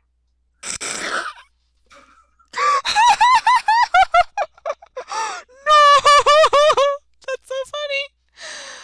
Oh my god, you only get that if you're multilingual. That's so funny though. On the trois, cat sank. Under toi quatre cinq. Because Why are you laughing so hard now? I love it. No, when I told my coworker it, I didn't even have to tell her the cat sank. She just was like, she was thinking about it for a really long time, and then she was just like, she just couldn't I contain her gotta I laughter. gotta tell Akia that joke because she is French. We're gonna hit up Wait, do I Akia need to after retell this. the joke, Ina, or did you get which part did you come back to? I'm still back reading chat. Heka said, "Oh, sorry, they, as an Asian-speaking people, are expected to know English. Hmm. But English speakers don't bother to learn the partner's language. Ugh, I hate that." Spencer saying, "Ren, is your mom a native speaker? Native speaker of what language, Spencer?" Hybrid's like, "Hey, Latinos." Hey, Hello, Mal. I came back to that. I've never heard of that. No, I heard it. Grew up learning that, that French is because that South is my favorite. Louisiana. It's my You're favorite from French joke, but Nolans? it's like one of my favorite jokes. Is Hina from Nolans? I want beignets now. I really want to go to New Not Orleans. Nolans, but Baton Rouge. I don't remember Just what want to go to language does she Bourbon Street and speak. black out. My mother speaks. Her first language was Cantonese, and then she spoke Dutch, and then American. Not why did I say American? English, and then, she's picking up Mandarin a lot. Um, God, there's so much clippable material in this video. oh, here's this is funny though. So my dad's first languages were Hokkien and Vietnamese. I'm sorry, what was that? Something. Hokkien, Oh, like Hokkien. the Yeah, of course, dialect, the dialect. and Yeah. Vietnamese, and then refugee did his refugee shit and came to the U.S. and learned Mandarin, Cantonese, and English through working in the restaurants. Mm-hmm. So he Yeah. basically speaks five broken languages. Like my grandma, she could speak Hokkien, Cantonese, Mandarin, and then But some to other hear a dialect. I Vietnamese think Hakka. Chinese man who doesn't really speak anything but Vietnamese and Hokkien really well try to speak Spanish with me, he's like, gracias, burrito. I'm like, stop that. I'm like, Dad, stop. Doesn't work. Dad, you can't just say burrito and like leave it at that. I mean, if you're going to just name food, Dad, at least please, you gotta be like tacos y cerveza. Oh, I'm just like, Dad, just let me order. Hablo español. No habla español. Smarty's like, I did have an ex-boyfriend, white, who did try to learn some phrases. He even sat alone with my grandma, who speaks very little English, and just had Google Translate out, and she taught him some words. It was sweet. That's good. Oh, that's so Hybrid, cute. our Latina is all like, burrito, lol. No, what my friend's mom calls me Chinito. Aww. He's like, El Chinito, he's so nice to you. Aww. Both my close Latina friends, their moms are both like, he's so sweet to you. Wait, can I bring up a really, really funny story Yes. about when I used to date a Mexican guy? So, when we were getting to know each other, he was like, "Oh wow, you guys use a lot of cilantro in like your cuisine too." I was like, "Yeah, cause you got it from us." And he's like, "No, it's Mexican." I'm like, "No, you got it from the Chinese." He's like, "No, it's definitely Mexican." I was like, "I'm about to wrinkle your brain." Oh man, dude, cilantro babe, have you seen him? Who? It's a TikTok. I think it's a TikTok video. Maybe it's a YouTube video. Oh But wait, this wait, wait, guy, wait! Before we go into that, there's this one guy. I think it's like a Brazilian? look. No, Puerto Rican? No, some form of Hispanic who Wait, speaks will like screen flawless sharing show up? Cantonese. Scree Possibly. Should we try it? Nawa's here! I was about to be like, our black representation's here. What's up, Nawa? uh, Hello, Kizushi Dayo. YouTube, and then... I guess it's good to Facebook it. All right, well, we'll get him my Facebook then. All right, don't show me Adrian Raphael. I know I'm around a bunch of Asians right now, but like, you don't gotta do this to me. Oh my god, who was... I could full screen my computer. Won't do that.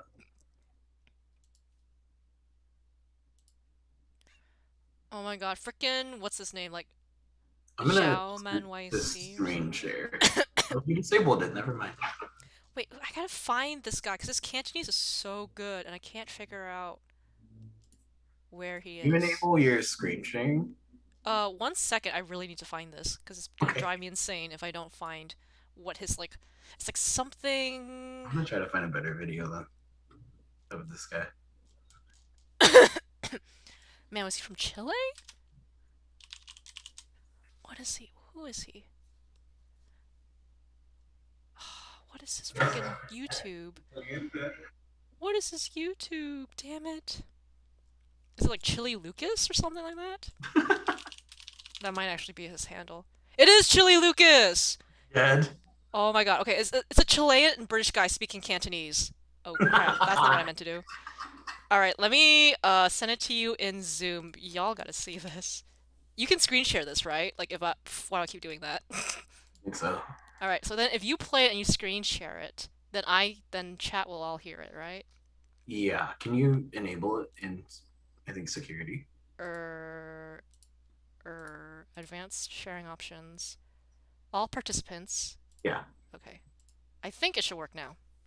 All right. Just like Let me show this first one. Él se okay, okay, llama okay. cilantro babe. Oh my god, that's really big. Hang on. Is that? Yeah, there we go. Perfect. We got it. We got it on the stream. Go for it. Um, Wait, let me make sure my sound is shared. I always forget We're to do doing that. it live.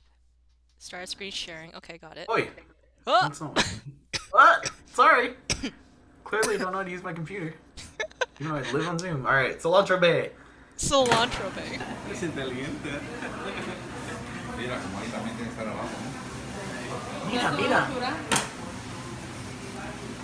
Ok. Empieza el ahora sí a contar.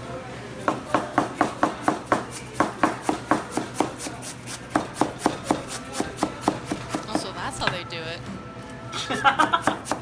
I don't know, I never use cilantro. Cuts the whole thing so quickly.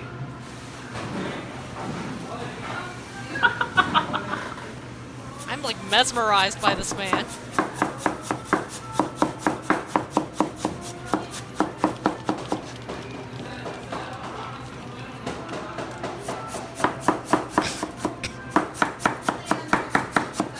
To zoom in.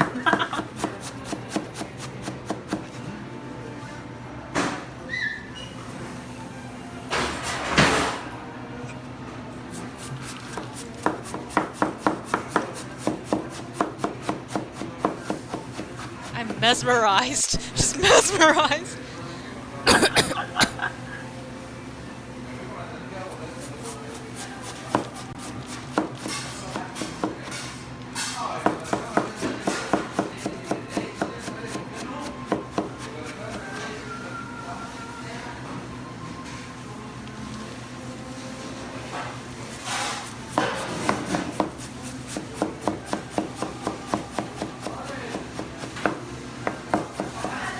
God, there's so much of it. I know. He just keeps going. This is a long ass video. What are we waiting for? What's the punchline? It's literally just him cutting cilantro. God damn it! You're gonna make us watch the man cut cilantro for that long. We're done. Let me find El you. Camino Real Cilantro Bay. Twitter viral. Twitter viral. Ancestry DNA said I was one of those people too, and I immediately wanted to refund my purchase. Wait, what? Are we Oh, watching your whole the video? cilantro soap gene. What is a soap gene? Yo，大家好，我 Wait, 叫 pause it. Hang Lucas。on. 今日我同一個好犀利嘅人， Hang on. Before we watch Chilli Lucas, because he's amazing, fantastic. There is a gene that people may or may not have that makes cilantro taste like soap, which is why people hate cilantro. Oh, Yeah. that's what. Yes. Okay, it's called something else on 23andMe. What is a birria taco? Birria taco? Birria is like a Mexican beef stew, I guess. Oh, I get That's you. not doing it justice. Oh my god, I want ceviche now. Oh, I want the VJ. God, octopus ceviche from like Cancun. Oof. Are we playing this now? Yeah, let's play it. This is Chilli Lucas and what's the other guy's name? I forget. Is it in there? 一齊有個 guest 喺個冇啊 channel，第一次有個 guest 㗎。咁咧，佢叫 Luke Luke Truman，佢學 Truman 廣東話好犀利。大家好，我叫 Luke。其實我開始學廣東話差唔 Oh, what's 多 echoing? 一年3月 I 之 think it's 前， on. 同埋 Oh, it's probably 而家咯，我講得 OK 嘅，寫得 OK，睇得 OK，但係 Luke 真係勁過。哎呀，講呢啲我學咗耐過你好多 Such a 㗎嘛。 Cantonese thing to say. Right? 大家 He's 俾 so 個意見 Cantonese.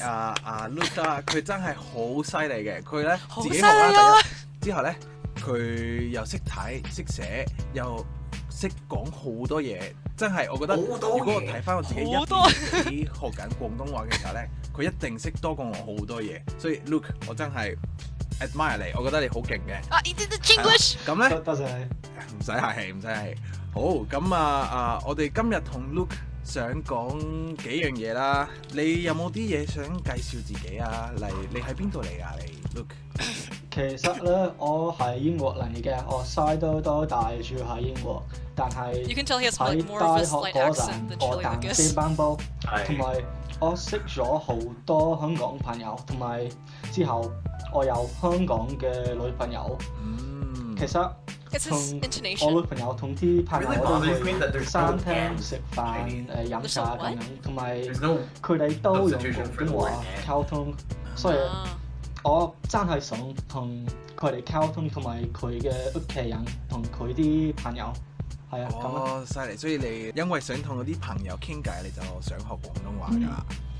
係啊，但係我開始學之後，我開始睇好多電影、電視劇咁樣，同埋我唔知之前我有聽講李小龍同埋周星馳，但係我唔知佢哋係香港嚟㗎，我覺得佢哋係中國人嚟㗎。我都係喎。They're so cute。唔好殺死我啦！我真係之前咧，我未嚟香港嗰陣時咧，我細個我好中意李小龍同埋成龍啊、周星馳啊。even 周星馳咧都有睇啊。我9歲嗰陣時睇過少林足球㗎。咁少林足球係啊，好最好笑搞笑嘅電影。係啊，最搞笑㗎呢個。咁我都以為佢哋係中國人嘅。我唔知有呢個城市叫香港嘅。咁我大個嘅時候先至知道有呢個香港嘅城市，之後先至我會嚟香港嘅時候即係諗緊咧，我就知道哇，原來李小龍啊、周星馳都係香港人嘅喎，咁就係啦，更加想嚟。同埋電視劇啦。我第一個電視劇我睇係《聖仔英雄》，就係我好中意功夫嘅嘢，所以你有冇睇《聖仔英雄》係好睇嘅電視劇咧？邊個啊？係咪嗰個聖仔英雄有拿佬、拳佬咁樣，係九龍嘅電視劇。哦，因為我好少睇電視劇嘅，我會比較睇電影多啲嘅，係啦，所以我未睇。咁你一陣可以 send 俾我嗰個名，我就可以睇。好啊。好，咁哇，睇下 Luke 都識聽咁多嘢，講咁快，講咁多嘢，佢都識聽，犀利喎。好啦，咁頭先你話點解你想學嘅？嗱，我介紹少少自己啦。我點解想學嘅？ This is so much fun, isn't it? I'm super jealous, but I'm like, 我係因為之前咧 super 做 jealous. 咗We're gonna learn Cantonese from Chilli Lucas. 咁我就係因為嚟咗香港，我先至話我一定要學嘅，即係我冇 plan 過我要學廣東話，我係冇就係因為嚟咗香港，就香港講廣東話啊，咁就冇辦法要學啦，係咪先？咁我就覺得，如果去一個地方，冇用英文同啲人傾偈啦，因為嗰啲人都唔係佢個 mother tongue 啊嘛。最好如果你真係想 experience 嗰個文化，就係要學翻佢哋嗰個母語，係咪先？咁我就 that's why 我想學廣東話啦。係啊，我都同意。係。如果你識講佢哋母語嘅語言，會聽得散。你知唔知 Nelson Mandela 啊？Yeah. You heard the British accent right there. When he said呢 Nelson 個真係 Mandela. 你可以聽到人哋個心。If it's their mother tongue. 冇錯。咁你頭先話你想學廣東話，因為你有啲 friend 就佢哋成日用廣東話溝通，所以你都想同佢哋溝通，係咪先？咁你點樣開始學啦？嗰陣時其實我開始學我自己學，我用好多本書同埋網站咁樣。其實你有冇聽講 Cantonese class101.com？係網站，係 YouTube 啊，係咪啊 ？YouTube 佢哋都有 YouTube channel 嘅。都有嘅，但係都有網站係學廣東話嘅網站。其實咧，佢哋有好多其實會有錄音，所以我會錄音。多時我會練習聽錄音，同時間我會睇粵拼啦。其實粵拼就係廣東話嘅拼音啦。廣東話嘅拼音啊，呢個係。我都用好多本書，其實我第一個書叫Teach Yourself Cantonese。其實佢哋有CD 有錄音，都有唔同嘅拼音語言。其實我覺得學廣東話係好煩，因為如果你想學普通話，會有一個 romanization 啊，係拼音。romanization 廣東話有好多唔同嘅。係啊，廣東話又好似我自己識，即係我自己試過用3個唔同嘅拼音，係啦，咁就國語咧就係成個國家都係用一個拼音，所以方便啲，唔使諗邊個。因為有時 for example Z 可以係 Said J 嗰個 sound，但係粵聽 J 唔記得邊個 J 就係 Y 嗰個 sound。J 係粵拼 ，cause J 唔係粵拼係粵拼。Yeah, so 係yeah. so J it sounds like 魚，but then a lot of Thank you. people think J 係應該係好似仔嗰個字。所以我講錯，唔係粵拼係粵拼啦。係啦，其實因為呢個係我第一嘅 romanization 用，所以我慣咗，所以呢個係我最中意嘅 romanization。係啊，通常都係你第一個用嗰個咧，就之後會中意嗰個，係啦。係啊。咁之後你咁嗰陣時係你開頭學用呢啲方法學，但係你依家咧會唔會點樣話練習啊，或者學啲新嘅字咧？其實而家咧，我專注學。It's a pretty long video, but there's so much fun to watch. But I think we get the point, right? 每個星期兩次我練習寫，我有廣東話嘅日記啦。Do you guys want to keep watching or 喺聖誕 talk 節 about all this? 係廣東話嘅日記啦。哇！睇下先，哇，好靚喎！呢個係你女朋友送俾你嘅，好似哇！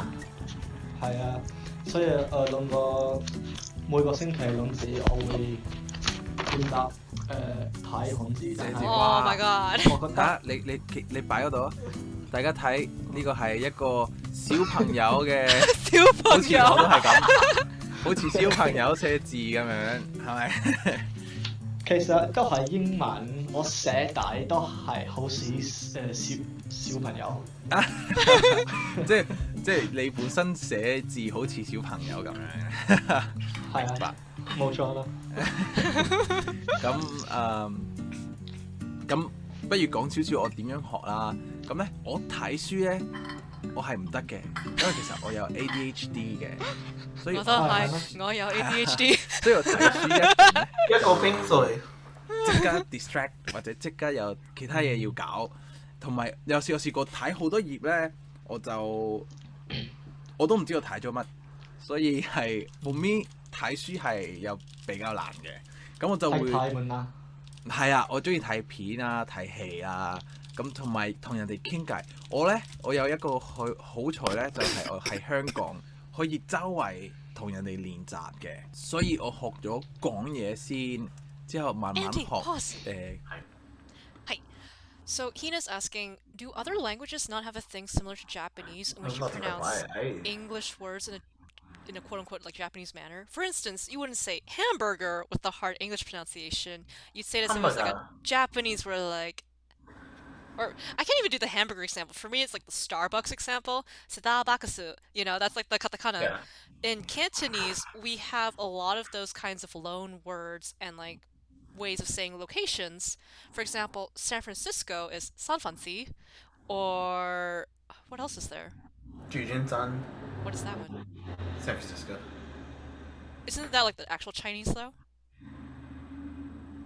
Yes. Oh yeah. So yeah, No, we're talking about the like the. Sanfansi and Jujinsan, depending on who you talk to. Oh, yeah, because I think San Francisco. You can tell how Sanfansi is like derived from that.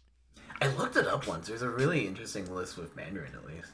And then I'm trying to think of other examples where we do that. Like bus, in Cantonese it's basi. Like, what else is there? There's like a million examples of this. I don't think there are as many In Mandarin, or Mandarin. I think it's more because Cantonese is considered a spoken language, and Mandarin's definitely a lot more written. people learn standard Mandarin when they're writing Safeway. How do you say Safeway in Canto? Why am I blanking on this? What is Smarty's talking about? I used to know like a bunch of examples of this, and I can't think of I mean, in anything. Vietnamese, you got your Costco. What's that supposed to be? Costco. We go Costco. Oh, that's cute though. So yeah, in Mandarin, New York is New Year. Oh, that makes New sense. Year. Boston's Bullshitun. Bullshitun. Oh, Boston would be. Washington. Bullshitun. I can't. Clearly can't read pinyin. Whose voice was that? Uh, the thing. Oh, The that's a website. video. Yeah. Oh my god, I thought someone was Um, with you. Toronto Dulandu. Oh. See, there are ways of pronouncing things. And I know, Japan! I think Japan, they take it from Nippon. They call it Yapun, is Japan. And then, how do you say Germany in Cantonese? Mexico is, Mexico. Mandarin's Mosico. Yeah, in Cantonese, it's like Mexico. That's Mexico in Cantonese. My favorite. This is so fucked up. How do you say Mexico in Chinese? I don't know if you all know the artist Masego, but I'm sorry. The who?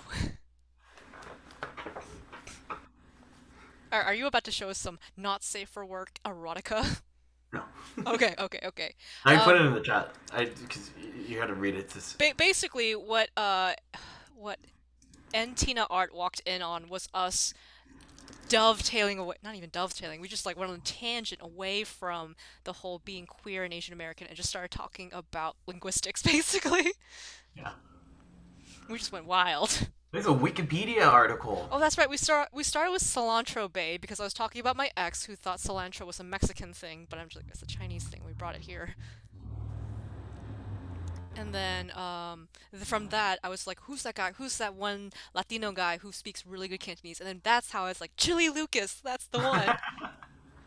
Frickin' Chilli Lucas. I gotta just watch his videos.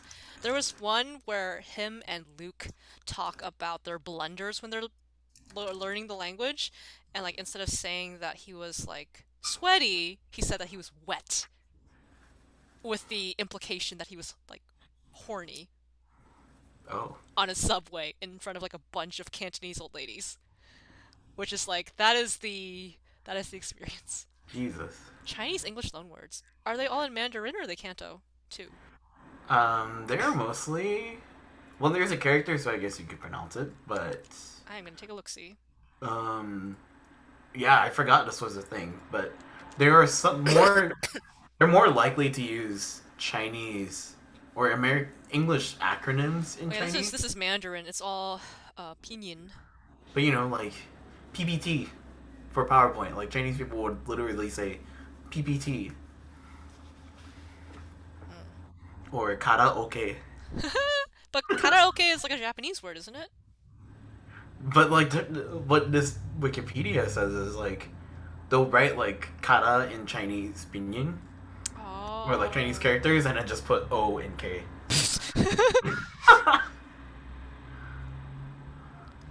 Yeah, I can't think of any other examples off the top of my head, but it's very much a phenomenon in other languages, not just Japanese, Hina. Yeah. I know more of them in Spanish. I Like mean, I'm loanwords is just a thing that happens. That's nicotine just how is language illegal. develops. Oh, there's Malay. Nicotine is a loan word. List Opium of is a. English words of Oh, God. Chinese origin. Wait, list of English words of Cantonese origin. Let me take a look-see of here. Yo, ketchup came from Cantonese.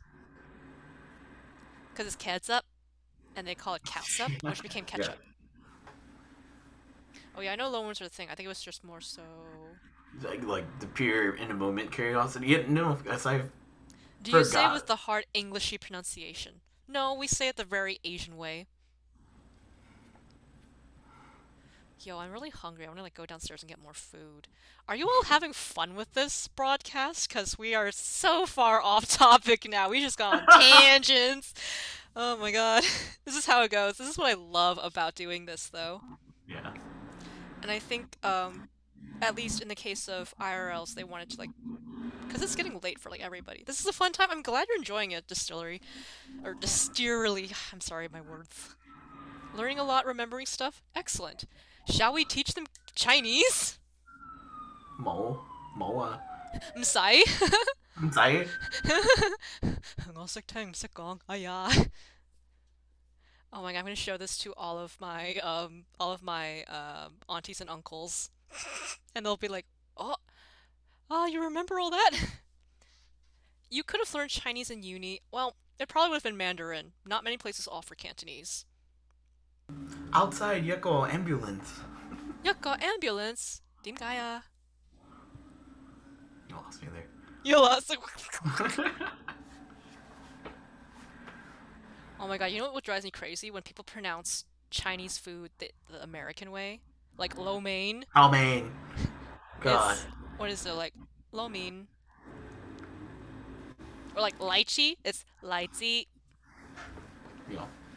Dude, even my family name, people can't say that because the Cantonese like TS sound. Yeah. High schools in Oakland offer Cantonese. I was surprised. I think Cantonese is having a revival. Yeah, high schools in Santa Clara don't even offer Mandarin, so Damn. we had our school had Japanese, which my sister took, and the other high school had German. Oh my god, I want juk right now. I'm really craving juk. I want kanji. Is kanji the Mandarin? Is that where it comes from? Because for us, it's just juk. I know kanji was romanized. I don't know. I remember growing up, I was like, "What the fuck is kanji?" Yeah, what the hell is kanji? Or even like bubble milk tea. I was like, what the fuck is Like bubble I milk knew tea? I knew what porridge was, but I didn't know what kanji was. Right? Because they're basically the same thing. But like for me, I grew up calling it boba laita. So when they said bubble milk tea, I was like, what the hell is that? What bubbles? It's tapioca. Yeah. Or like my favorite when you're in a Mandarin place is cafe naicha. Cafe naita. But no, I once I started working with like Right? all the twice on one and We do that though. Omaha Like speakers. what Smarties is saying, that when we're speaking English with other people, we'll say lychee. But if I we're had speaking a conversation with Cantonese, someone it's about this. I lychee. do the same thing. I mean, it's because like if you're speaking to an English speaker and you bring out the Cantonese, they'll be like, "What? Yeah. Smarter than I were talking about the fact that we only speak Spanglish and Chinglish. You heard bubble first in Chinatown? Really?" I mean, the thing is, when I first had tapioca in drinks, it was always at pho places and like Vietnamese places, and it wasn't the milk tea; it was the Oh yeah, slushy kind. yeah. I heard tapioca before bubble. Exactly, exactly. To be honest, I never knew how to say lychee to begin with, so this is fine. Liaichi. It's lychee. What other? Yeah, Vietnamese places always have the fruit slush. Yes, exactly. You know exactly what I'm talking about. Honeydew I in always its get the head. purple one. I was like, purple's so cool. It was taro. I didn't know Oh. it was taro at the time, but I was like, Dad, I want the purple one. It's a purple drink. I want to drink the purple thing. The forbidden purple drink. Oh my god. What is it? Like black people have like purple drink or something like that? For us it's the freaking taro. Yeah. Sweet Booth or like Sweetheart in Chinatown. Oh. Hina's laughing at me. Oh, dude, Sweethearts and Milpitas was lit. I haven't been to Milpitas in so long. That's where my aunt lives, my gutze. I haven't seen her in forever. I want to go to Milpitas so bad. Durian all the way. There ain't nothing there to smell I like haven't had that. durian in so long. I don't think durian smells bad. I don't think it like gets to me. Oh, I was gonna say Milpitas, but both smell bad. Oh my god, I want to go to Fremont, go to Dublin, Pleasanton, go to like South Bay, get all the good food, like the Szechuan food, the Shanghainese food, the Taiwanese food. Oh my god, I'm so hungry now. I feel awful. I could never get into. Yo, you know what my favorite though is? Stinky tofu. Oh, no, hell I no. love Cao Dao Fu. It's so good. Like, I'm like my dad. We just eat like the worst stuff. We just eat I garbage. was in China when I smelled it for the first and last time. Oh my god, Hina, you're so uncultured. No, I'm kidding. I'm kidding. I don't like natto though. I've tried natto. I don't like natto. I was gonna make mapo Mabo tofu. tofu. I think in Kanto we call it mabo tofu. Oh, I want Yeah, it. some places call it mapo MABO, and I was like, no, mapo. Mapo. Mapo tofu. I think it's just a matter of dialect. It's just a matter of the box, what the box says. Okay, but the box doesn't know how to render it either. Well, neither do I. I mean, I can speak from the Cantonese perspective. It's mabo tofu. I can speak from the Asian American perspective. The very confused perspective. Oh my god, balut. Oh my god. I kind of want to try it Oh now. man, I've never tried balut. Do we feel comfortable explaining to the non-Asians what balut is? Let's spare them and have them look it up. Don't look it up. Do not look up balut. That's Filipino, right? No. Yes. Yes. Okay. Like how bad durian is. Do either of you like black licorice? I do not like black licorice. My mother loves black licorice, but I that's don't think I've because ever she has. voluntarily tried black licorice that wasn't in alcohol. The thing is, my mom loves really weird stuff because she grew up with like Dutch tastes. Oh, so it's not weird for her. It's really not. She likes licorice, she likes durian, she likes salty things. I mean, I inherited the savory cravings from her, but. Oh, really? Yeah. Yeah, so she's used to the flavor profiles of like Dutch, Scandinavian food, I guess. Is it Scandinavian or is it something else? Now I look like an ignorant American. Smarties. My coworker brought durian to work, and people thought it was a gas leak. Had to evacuate the clinic. We worked in Chinatown and it was still the same thing. You'd think people would be used to smelling durian. Nah, when you walked into Ranch 99 and you smelled that shit, Oh my god, Ranch 99. I want to go to Ranch 99. Did you know you can freaking get, like, Asian stuff at Safeway now? Like, really, really Asian. Not just, like, your basic brands, like Kikoman and all that. You can find, like, the really Asian stuff that there. is literally where I get my Asian food because I hate Asian supermarkets so much. I love Asian supermarkets. I hate them. I love them. They're anxiety inducing. They are, though, because people look at you when you can't speak the None language. of the produce is good. You just kind of know how to look for the good produce. Like, I do grocery shopping in Good San Trader Leandro. Joe's. I mean, I go along. I don't just go by myself and do the grocery shopping for the family. It's more like, hey, do you want to come with us? And I'll be like, yes, I want to go so I can get more random Asian snacks. Oh yeah, I live alone, so I have to get my own stuff. Oh my god, I need food. I'm so hungry. You want to call it? Is everyone having too much fun? We're having too much fun, but I'm hungry. I mean, I still have like an 85-degree bakery thing. I'm gonna eat that on stream. What is this? This is a lemon mini cake from 85 degree. Oh, what do I have? I went to 85 last night. Oh my god, you gotta like go with your grandmother because they will find all of the food. They know how to choose produce. It's true.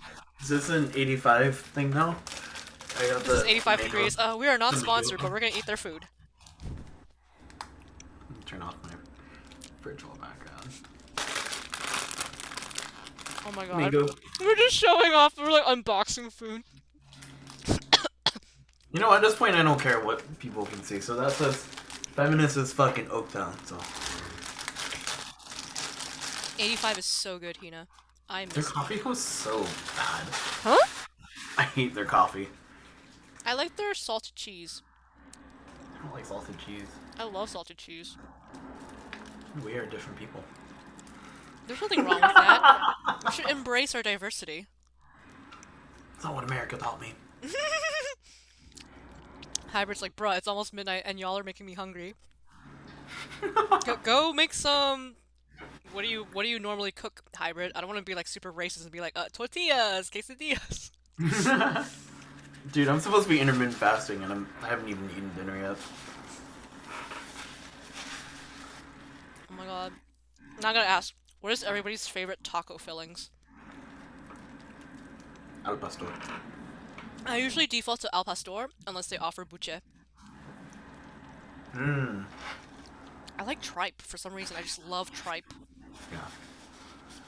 I like a good camarones taco. What else do we have? I see that D'Angelo's still like in the chat. He just hasn't said anything, and here we are talking about Mexican food. I mean, there's also birria. Okay. Can someone confirm, like, is it just me, or has, like, birria taken off in the last few months? Oh my god, lengua is really good too. Oh, and chorizo. Carnitas. Oh my god, you know what I always try to get and like try to enjoy, but I just cannot? Like I like it in every other format, but whenever I get like chicharrones, I don't like it for some reason, even though I love pork rinds. And it's too salty. Mm, Unpopular opinion: I don't like tacos because it's just too much work to eat. I'm sorry. I need to get like a deconstructed taco. I'll just eat all the like filling and then No, eat like I the prefer a tortilla. burrito. I prefer a burrito all the way. Like Wait, an so SF Mission style burrito. lengua is like intestine, isn't it? Or am I misremembering? Thank you, Smarties. I think so. I don't remember it. I like soft tacos unless I'm getting Taco Bell. Like there's Mexican food and there's Taco Bell. Okay, thank you. Like, yes, I like both for different reasons. Yes. Okay, lengua is the tongue. That's what I thought because I'm thinking about the etymology and the like the Latin roots. Lengua, I was thinking tongue, but then why am I thinking of intestine? What do they call intestine? Because we had that in Cancun.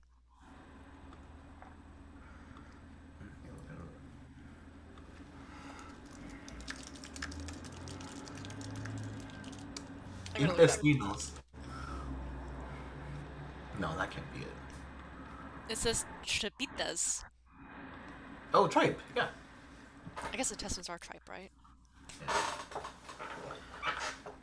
That is something interesting about when I moved to the suburbs again last year.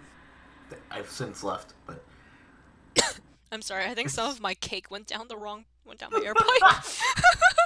it is so hard to get like non-fast food at a reasonable price when you live in the suburbs.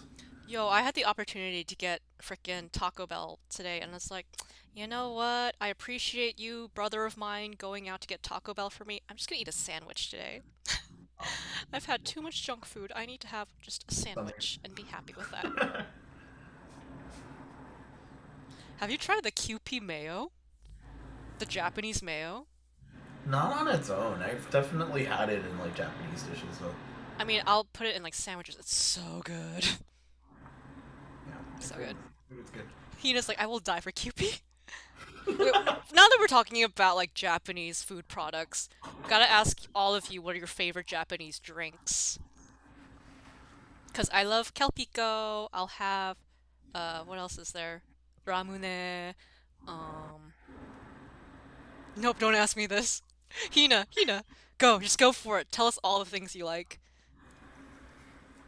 What else? Oh my god, dorayaki is my favorite. That's not a drink, but that's just a Japanese snack.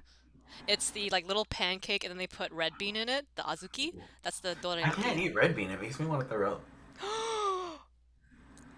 I know. You know how hard it is Well, you throwing know up. what? You're not Korean, so you don't have to like red bean.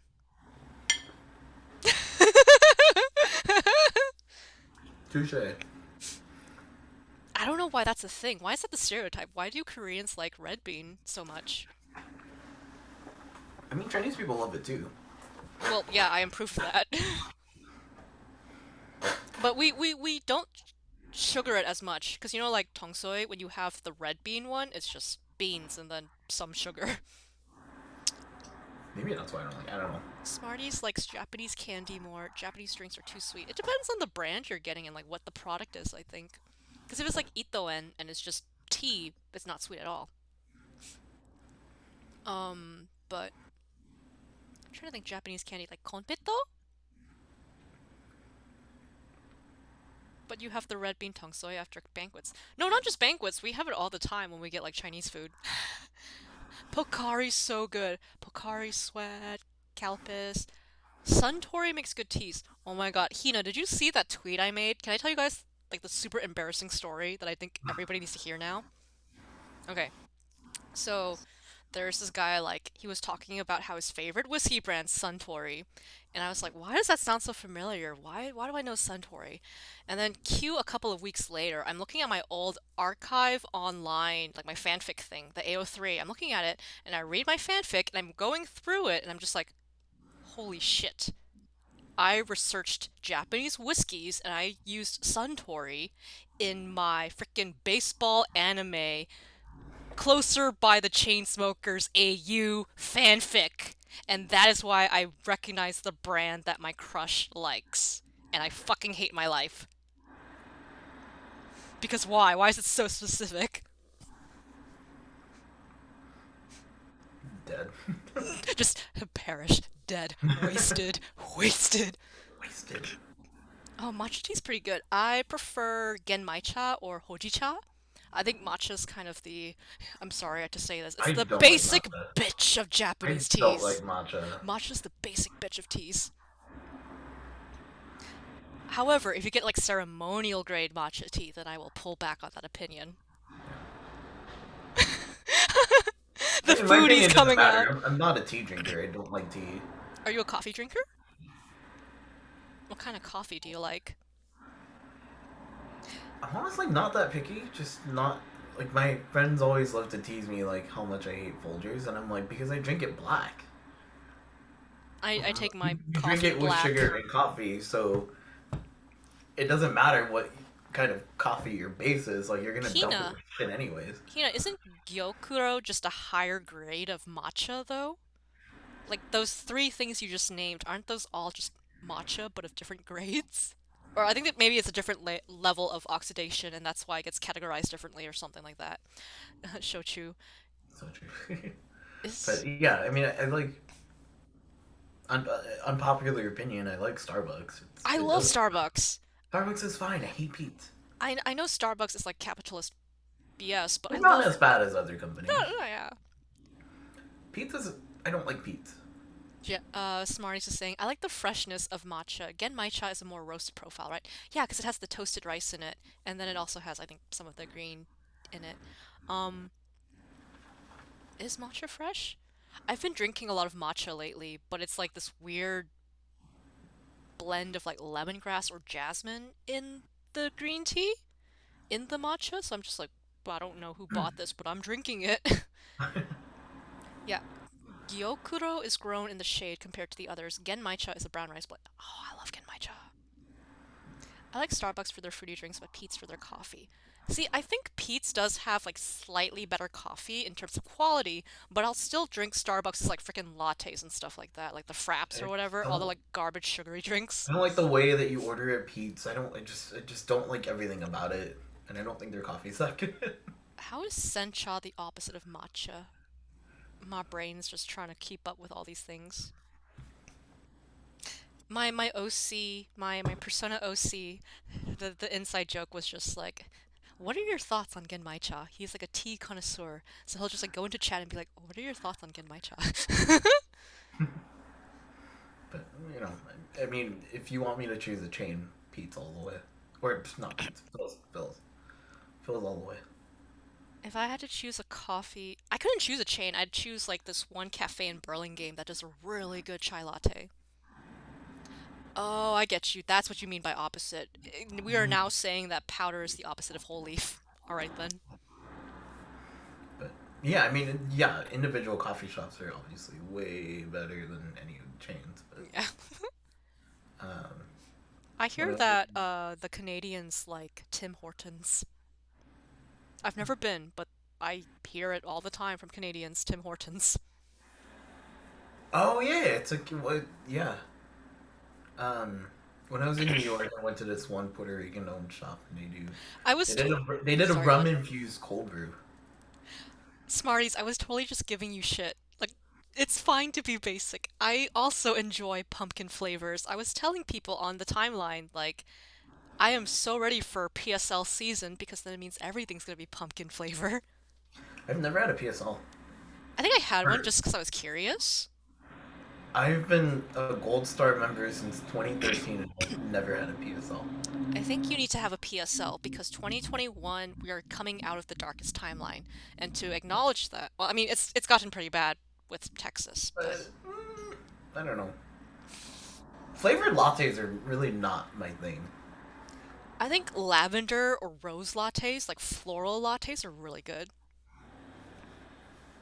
But that's I because I know, like but like, tea. why? Like, I Oh, just want my fun iced fact. Americanos. Fun fact for all of you. If a tea does not contain that specific, like camellia, whatever the scientific name is, that specific tea plant, if it does not contain that leaf, it's technically not a tea. It is a tisane, I think is how you pronounce it. Like herbals, those are all tisines. They're not technically teas. Pumpkin chai is so good too, but I like it more spicy than sweet. Yeah, I like chai spicier than sweet, but I do need some sweetness, or I'll be like, cough. Just saying in San Jose, cough. You know that hype beast boba place? I do not. However, now that you brought up that, I was thinking of the one. Is it in Newport or is it in Garden Grove? Roasting Waters? Have you ever been to Roasting Waters? They No. do their boba drinks in like glass, and they have it like laser engraved and all that shit. I What don't is know if it it's called? laser engraved. Maybe it's just like they have it on the What is glass. it called? Roasting Waters.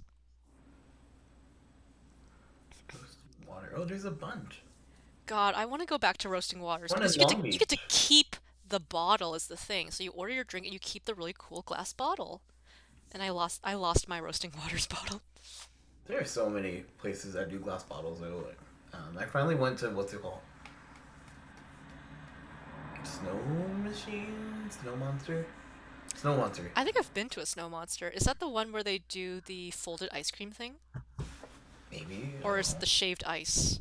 It's a boba place. Oh, okay. My bad, But my yeah, I bad. went in Anaheim. I went to their one in Long Beach. Wasn't life changing. There's this pretty good place in Alameda, the new one that opened up across from the marketplace on the corner, that cafe. They do a pretty solid chai latte. I like it. It's a bit sweeter than spicy, however, but I'm sure if you ask them, they can make it spicier for you. And I also go to Julie's all the time.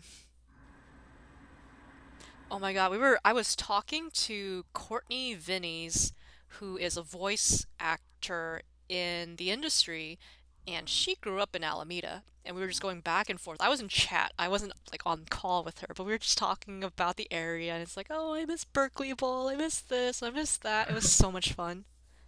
Yeah. But I think we are at a good point, unless there's anything more you'd like to add, Andy, because I took up a lot of space for this one. No, you're fine. I'm definitely a person that like needs to be prompted to talk, so that was, I think, also just my being that way. I know, but I brought you on, so I should be spotlighting you, not No, hogging the no, attention. no, I don't like attention. That's fine. You don't like attention? Then I will I talk hate over you. attention. I'm I kidding, I'm kidding. absolutely hate attention. But yeah, so we went through a lot of things, most of which was not about our queer identity. It was mostly our Asian identity and our Asian culture, so Well, I think it does blend together at the end of the day. it does. It's not like two disparate things. Yeah, like I think it's hard for me to detach the two of them, and that's why it just. Even Hina's like, there was queerness in there. Thank you. Well, my I hope Hybrid went Instagrams off on to my like LinkedIn. go make a burrito or something. Yeah, I hope so too. Now I want one. I'll be like, Um, should I just drive all I the way to guess I'll Taco Bell? do it. I guess I'll plug my link tree so if anyone needs Hello, Ashley. You're wants to catching the be tail more, end. huh? Ashley Abstract just came into chat and is catching the tail end of our discussion. Hello. um, yeah. So on my link tree, there's just some stuff on talking about anti-blackness in Asian American communities. If you want to read more on that, there's an educator who I've worked with before who has some zines, and I link to hers as well. I feel like I need to connect you up with Christopher in New York City because they are amazing. Yeah. And then there's a guide. If I don't know if any of you are queer, but if you need to come out to your heterophobic Asian parents, homophobic Asian parents, there's a thing on there. Um, my socials are on there. Once my thesis is eventually done, it'll be on there too. Aw, Hybrid went to get tea because we were talking about tea so much. What kind of Don't tea are inspire you me, Hybrid. drinking? What kind of tea are you drinking? We are very curious now. I will tell you, my standards are, of course, the Genmai cha, the jasmine tea, Earl Grey, sometimes chamomile. I have to have chamomile because that's Dimitri's favorite, and he's my namesake. Hello, John Bonsai. You've been working and lurking? Have a great stream. We're about to end the stream, John. What are you talking about? Sir, you came in at the tail end of us going off about cilantro and Chilli Lucas.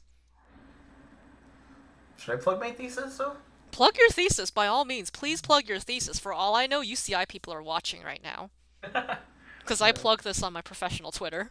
Let me pull up my document for the You title. made jasmine green tea? Good taste, hybrid. Good taste. I will teach you how to say it in Cantonese, hybrid. Jasmine tea is hung pin. That's how you say jasmine. Thank you, Ashley. I also don't like tea. I feel like a I've had good heretic. tea and I don't like tea. I feel like a But- heretic every time anyone mentions tea. I don't like it, or rather, I don't think I've had a well-prepared cup. It could just be the blends you've had were shit, because there's so much variety with tea. There's fruit teas, herbal teas, floral teas, and just, yeah. But yeah, so I am a soon-to-be graduate MSW at Cal State Long Beach, and I'm working on my thesis right now.